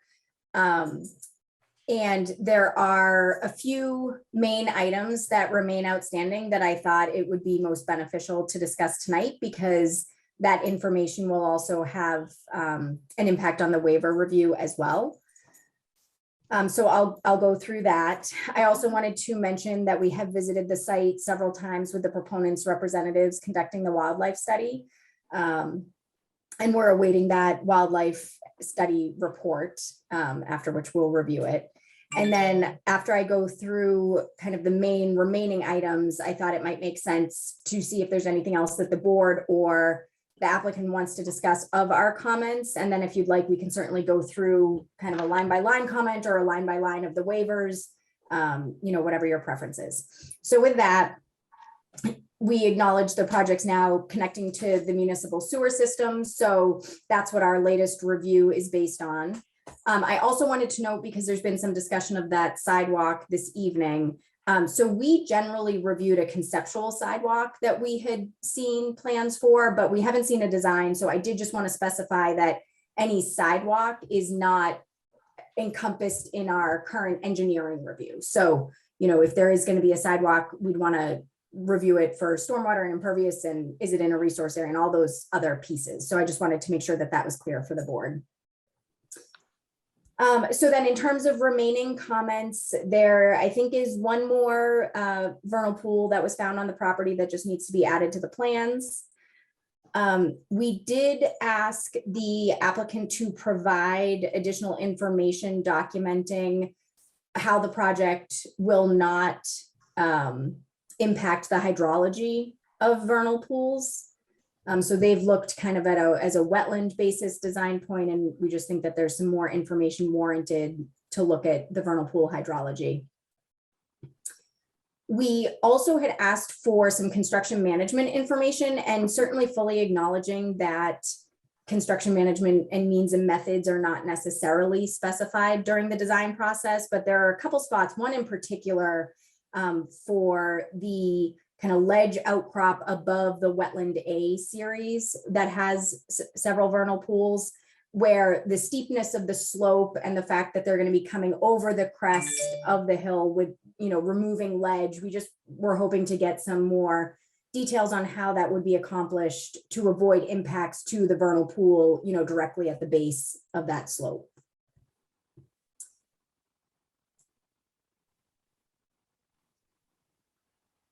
There is, we had asked for isolated land subject to flooding calculations for, I believe it was the C series feature, which we acknowledge is small and it has not held water during our site visits, but the order of resource area delineation that approved the wetland resource areas did specify that not all wetland resource areas on the site were investigated. And I think we had seen commentary somewhere in the project files that, to truly determine whether or not that feature is a state regulated ILSF would require an ILSF calculation. And we do agree with that that's the way to tell. And so we do think for the administrative record that calculation should be provided to confirm that it's not indeed a state resource area.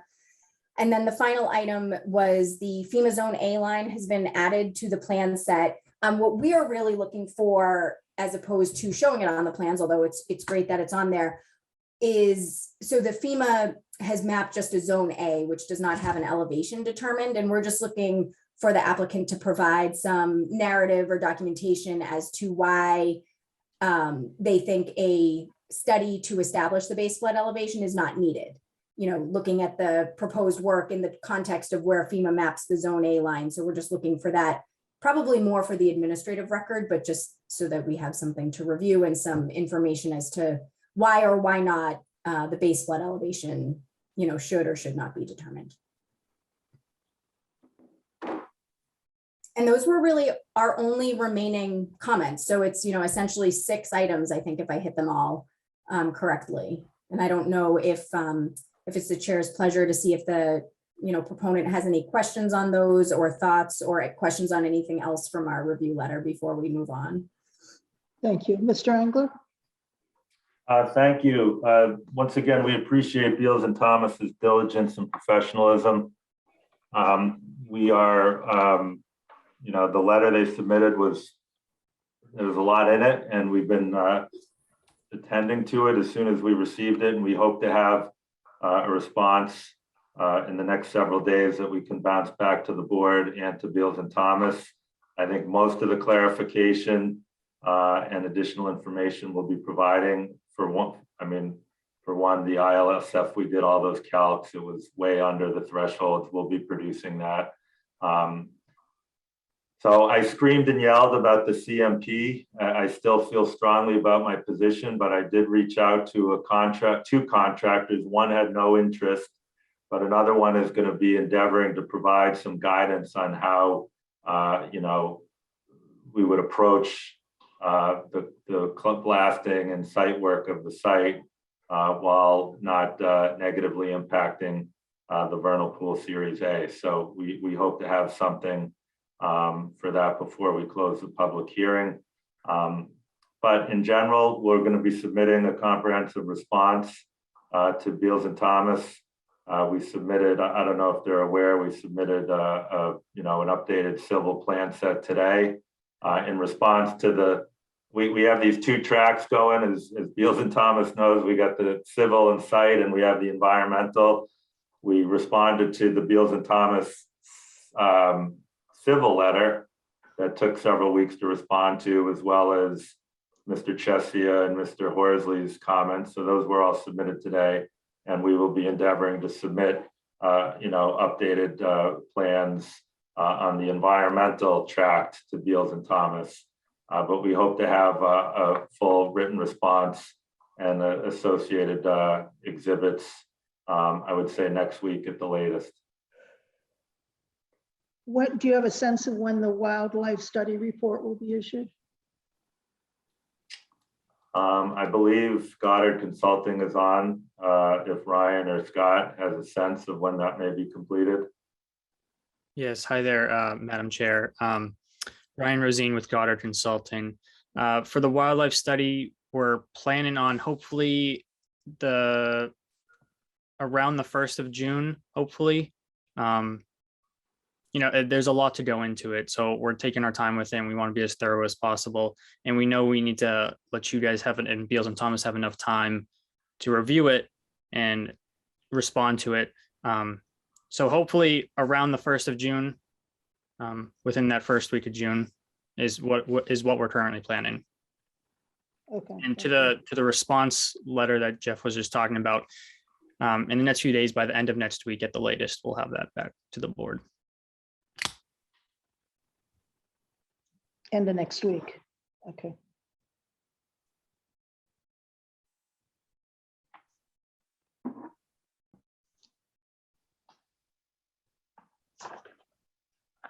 Okay. So is it worth discussing any of the waiver requests, or should we wait until we have all the information we need? Stacy. I'm actually going to call on my colleague, Andrew. I don't know, Andrew, if there are, I know, the ones that are sticking out in my mind are kind of the vernal pool waiver request, and we've asked to kind of see that and have some more information just to see how necessary it is. I don't know if there's any of the waiver requests, though, that are worth discussing tonight. Perhaps none discreetly, if I may, but if we could just summarize a point of a couple of our waivers. One of the things that we are continuing to push for is a greater specificity and understanding. Is there a path for this project to still be reviewable under the bylaw and be permissible, rather than applying kind of a wholesale waiver and only reviewing the project under the Wetlands Protection Act through the Conservation Commission? So in addition to some of the items that we've discussed, that's kind of a trailing thread through our commentary and the waiver request. So that's something that we'll be looking for the applicant's response on, to see what alternatives were evaluated and how, once we have those delineated vernal pools now shown on the plan, that factors into the potential alternatives analysis. But in summary, that's a common thread through our waiver comments. And if I may add to that, Madam Chair, to that end, one thing that might be helpful is, obviously the waiver request, if it's needed to allow the project. So, if you don't get a particular waiver request spelling out what that means for the project, we lose this many units, or we can't do this portion of the building, or, you know, whatever it is that is the thing that is affected, I think would help the review of the waiver requests as well. So you want what is impacted in the project? Yeah, and I'll let Andrew weigh in, you know, if he Okay. feels differently or has anything to add on to it, but I think that would be helpful. I mean, that's what we're going to be looking at in the plans, is what is the aspect of the project that's affected, but to the extent that the proponent wants to spell it out, that will just make our review easier. Yep, I think you definitely capture that, Stacy. There's a lot of statements in the waiver request which reflect the project being unbuildable should the standards of the bylaw, particularly those related to vernal pools, be applied. So we're just looking for scenarios where if this is reduced by 50% of the vernal pool setback, you know, could this still be a viable project, or if not, what is lost out of the design? So those are the type of commentary that we're looking to review. Yeah, I can short circuit that and we can provide it, but as Beals and Thomas knows, it's not the building, it's our access. And put simply, if we don't get the waivers, we can't build the road. And if we can't build the road, we don't lose 1 unit or 10 units, we lose 136 units. So we can affix that to all the way to the waivers that impacts, but it'll be very redundant. It relates to the board, I mean, not every waiver, but most of the waivers, as Beals and Thomas knows, the proximity of it's the roadway and some infrastructure to the vernal pools, not the building. So frequently on 40Bs, oh, chop off half the building, or you can lose 10 units or whatever. The density of our building has, I mean, I would say almost no relevance to most of the waiver requests. It's accessing the building. And yeah, if and we I think can't access the building, we can't, you know, it'd be an easy uneconomic debate. There's no project. understood. And I think just linking that to the waivers that it does go with, so that, you know, we don't have to write it in on the waiver request in our review of it, would be helpful. Yeah, I mean, we can do that. I think, well, as I said, Stacy, we're responding to the your April 26th letter. So within that letter, we'll just try to provide a little bit more, you know, what's the impact of not granting the waiver. I mean, I think we've done that to some degree, but obviously maybe not as clearly or as thoroughly as we could. And we'll do that, understanding there'll be a lot of redundancy. Thank you. So if the wildlife habitat study is released the first week of June, we need that to continue with the environmental, is that correct? Yes, our plan is. Yeah, well, I'm sorry, I think that's a different kind of, I mean, we have to get through this letter and our responses and satisfy Beals and Thomas. The wildlife study is a different study entirely that will require Beals and Thomas's, you know, a separate and distinct review. I don't speak for them, but at least that's our kind of perspective. Yeah, no, I think that's right, Madam Chair. I think once the wildlife study is released, we're planning on we've already, like I said, been to the site several times and discussed the methodologies that are being undertaken and agree with them. But once the report's issued, then we'll go to the site in the context of reviewing the report and issue a separate letter addressing the wildlife habitat compliance was our planned approach. So the end of next week to get the response on the rest of the environmental stuff would be May 20th. Can we circle back around on the environmental on June 8th?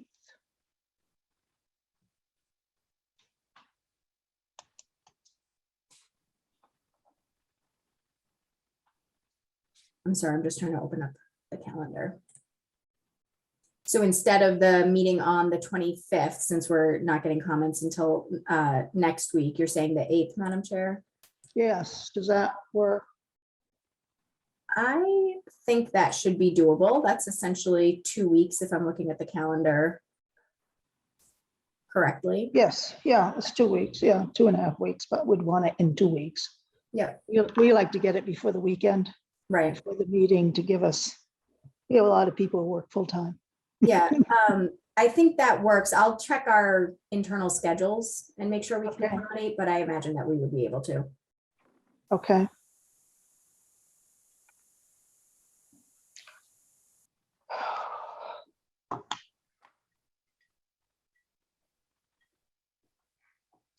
So on May 25th, we can't do architectural, we can't do environmental. We can circle back around on civil engineering. We should be able to finish that off, I would hope. I mean, we submitted a fairly comprehensive response. We've submitted an updated drainage analysis. We submitted updated plans. We submitted an updated letter. You know, even though we're really not under any obligation to, in response to the board's request, we submitted a response to Mr. Chessie and Mr. Horsley's comment letters.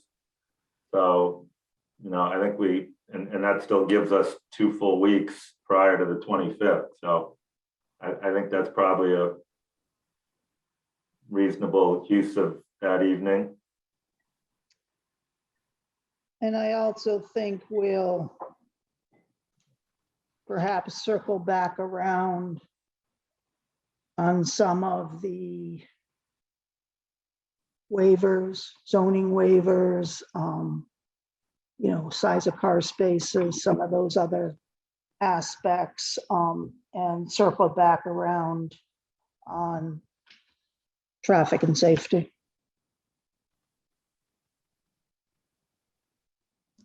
Respectfully, I thought we were done with traffic and safety. I think the board itself, you took a vote, and I thought most of the members said they were, or are you just revisiting it from a waiver standpoint? I mean, whatever you guys want to do, it's your show, but I just want to make sure we're prepared. And I thought we had closed the book on traffic. It's my understanding you're waiting for information for us with respect to second egress. No, we closed the book on that, Madam Chair. We looked at that. We submitted a memo that we're not providing a second means of egress. The board has not taken a vote on that, Mr. Engler. We have not discussed any of the results of conditions we might wish to attach to this project. So you may be saying no, but we have not voted as a board. Oh, I apologize. I interpreted your comment to say that you were expecting us to analyze the second means of egress. No. It's internal conversation, of course, by all means. Right, I mean, we have to make some progress on conditions and waiver requests. I think that would be a great use of time, Madam Chair. I was just confused. I don't want the board expecting something of me and me be confused by what you're asking. From our perspective relative to our traffic submittal, we believe we've given you everything you need. Your interpretation or your internal discussion of that, 100%, that, you know. That's correct. We don't need any additional information. Okay, great. Yeah. Thank you. Yes.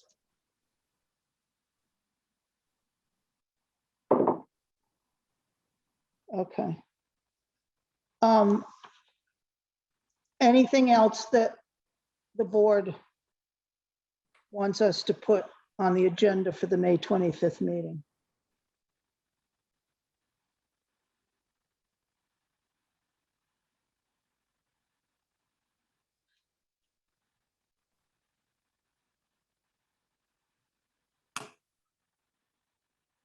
No. Dan Hill, you have your hand raised. Yes, thank you. I have a few process questions and comments to make, and I don't know if this is the right time. I don't have a clue what you're trying to say, so I don't know. I have some comments on process. I'm a little concerned about the fact we only have 3 sessions of the public hearing left. The applicant just advised tonight that hopefully they might have the wildlife study done by June 1st. That doesn't leave a lot of time to turn that around, to have that reviewed by your peer review consultants, and then to have a debate and a discussion amongst yourselves. There's also really still a lot of outstanding issues on civil engineering, which I understand will be addressed on May 25th. I haven't heard any update from the applicant in terms of a sewer capacity analysis. This was addressed at the last meeting. That's going to take 8 weeks. That's going to be June 22nd. Well, what's your last hearing date? I thought that was. It's currently June 22nd, so we'll have to reevaluate. To date, Mr. Engler has not agreed to let us extend it. And if he's not going to let us extend it, and we're not going to receive information to the last night, either we can't grant waivers, or, you know, it will impact the conditions we apply.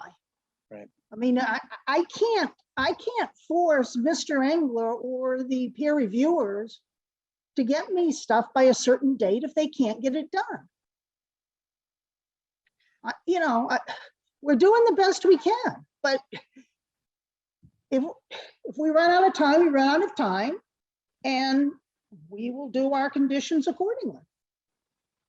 No, I understand, and I fully appreciate the predicament. It's unfortunate that we don't have more time. I would like an opportunity, if I could, either on June 22nd or a prior night, to provide a summation, because we have some ideas and thoughts on how those conditions would look like on all these issues, including the traffic issues and sewer and so forth.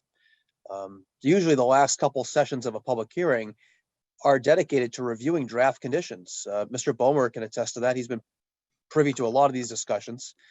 You're already down to 3 meetings left, and we don't have a draft decision yet. So I'm very concerned about the amount of substantive work that's left to be done, and not having enough time at the end to review draft conditions and have a debate over them.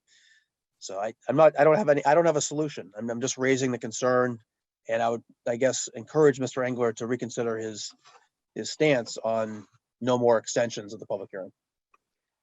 So June 8th, we have available to deal with conditions and waiver requests. Mr. Pucci, am I correct that once we close the public hearing, the board can consider conditions and waivers in open meetings, but not take input from the public?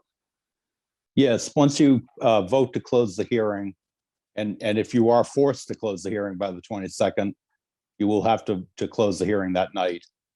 Then you will have deliberations, which will be at a publicly noticed public meeting, but you will not be able to receive input from anybody, including the applicant, third parties, or anybody else. It would just be amongst the board members and council to deliberate on a decision. And that decision could be a denial of the project, or it could be an approval of the project with conditions and with decisions on waiver requests. And to the extent a waiver isn't specifically granted, it will be denied. So and one last thing I have to add, since you asked me a question, is, you know, I echo what Attorney Hill is saying. At this point, it is always a good idea to have public hearing open, you know, while you're at the stage that you can start to talk back and forth with the applicant and hear from the public or everybody else about potential draft conditions. If you're forced to close the hearing, you have to have that discussion entirely amongst yourselves. So what I recommend you do is, if the applicant is sticking to that the hearing absolutely has to be closed by June 22, I would recommend you use those final 3 hearing sessions to just gather as much information as you possibly can on the issues that have been raised. And then you'll have to deliberate on a decision amongst yourselves, again, in a publicly noticed meeting, just without the ability for anybody to provide any further input. And you'll have 40 days to issue the decision following the close of the public hearing. So you would have at least, you'd have a chance for at least a couple of meetings of deliberations, you know, in that timeframe. Thank you. Stacy Minahan? Yes, thank you. I just wanted to confirm schedule. So civil engineering hearing May 25th, the next environmental hearing June 8th. Is the expectation that we will have reviewed the wildlife study if it's received prior to then? I'm just thinking June 1st, if we get it right at the beginning of June, that is a tight turnaround. We very well may be able to do it, but I just wanted to mention that in case it sounds like there's one more hearing on the 22nd after that. Yep, 22nd is the last one. Yeah. All right. So we'll do our best for the 8th if we get it ahead of the 8th. And we'll keep the board apprised of the progress. Okay. If I may interject on that, Madam Chair, perhaps we schedule the site walk prior to the issue of the report, not have the site walk before the report is issued, but we can coordinate with Goddard Consulting to have a date set up to get boots on the ground as soon as it's issued. Okay, great. Sarah, I'm Yeah. sorry. It would be nice to have Conservation Commission be able to weigh in to you as well. Right. They might have done that, you know, offline, or maybe they want to submit something in writing. But I just wanted to throw that out there that to the extent you're, you know, it's speak now or forever hold your peace as to the local wetlands bylaw and regulations. So you're going to have to stand in their shoes with regard to any waiver request. So in addition to your peer review, which is, you know, hugely valuable, obviously, I would just, we should just reach out again to the Conservation Commission chair and agent to make sure that they're aware of the state of the, you know, evidence at this stage, and give them another chance to weigh in on the local bylaw issues. Okay. You're acting in their stead. Yep. Patrice Murphy?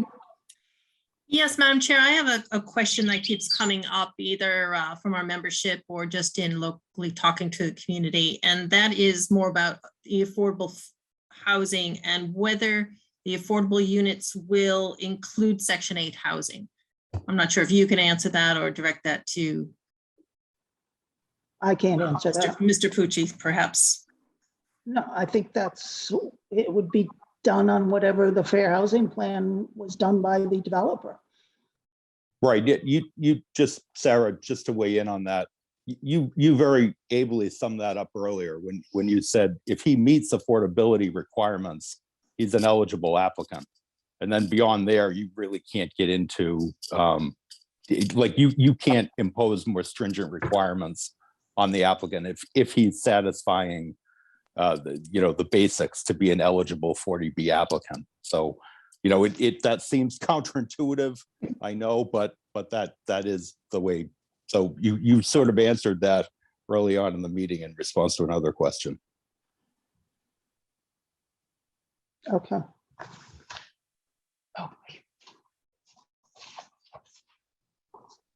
So at this point, I will make a motion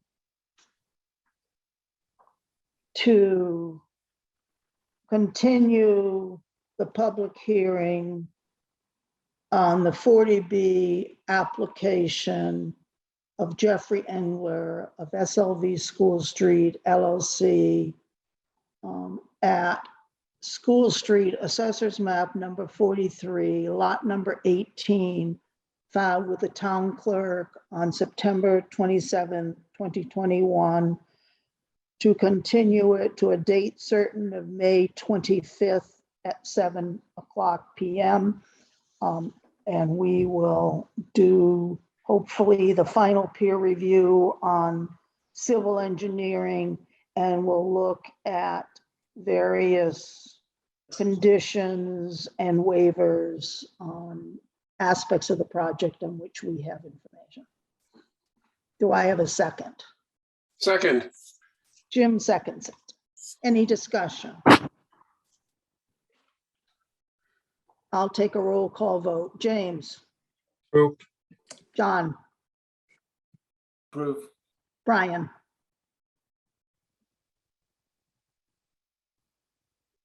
Brian? Jim, Approved. Sean, Approved. Catherine. Approved. Thank you. We will now move to administrative matters. I'm going to say good night, Sarah. Thank you. Okay, thank you, George. Good night. Good night, everybody. Thank you. Good night. Thank you. So we received minutes this week. Did anybody review them?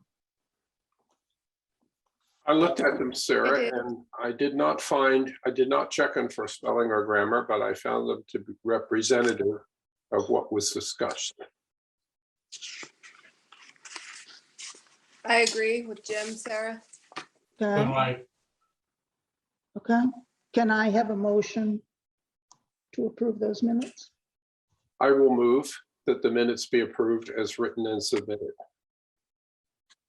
Can you state the dates? I would, except I'm in a position now where I don't have everything available to me, so Okay. maybe I will, I can. somebody else can. I can do it. Good, thank you. I'll move. I'll move to approve the minutes dated March 9th, 2022 and April 5th, 2022. Thank you. Do I have a second? I will second that motion. Jim will second. Any discussion? I'll take a roll call vote. James. Approved. John. Approved. Brian. Jim. Approved. Sean. Approved. Catherine. Approved. Okay. Anything else that we need to discuss that I didn't anticipate? How about Other our than- sanity? Other than the fact we're running out of time. Running out of battery. I have a question, Sarah. It relates to the running out of time. Is town council assisting with the drafting of this, or is it all? Yes. us? No, town council. Yes. Town Great, council okay. will be providing the initial draft. Fantastic. I like that.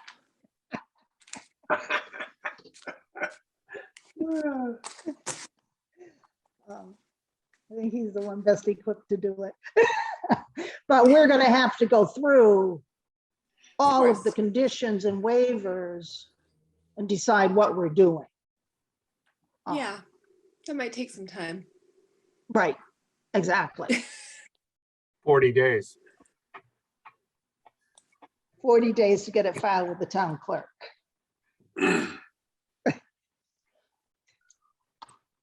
Okay, I'll take a motion to adjourn.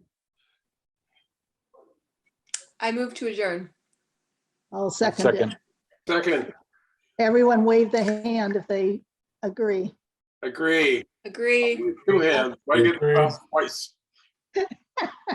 Thank you all. Good night, Sarah. Sorry it was so Take long. care.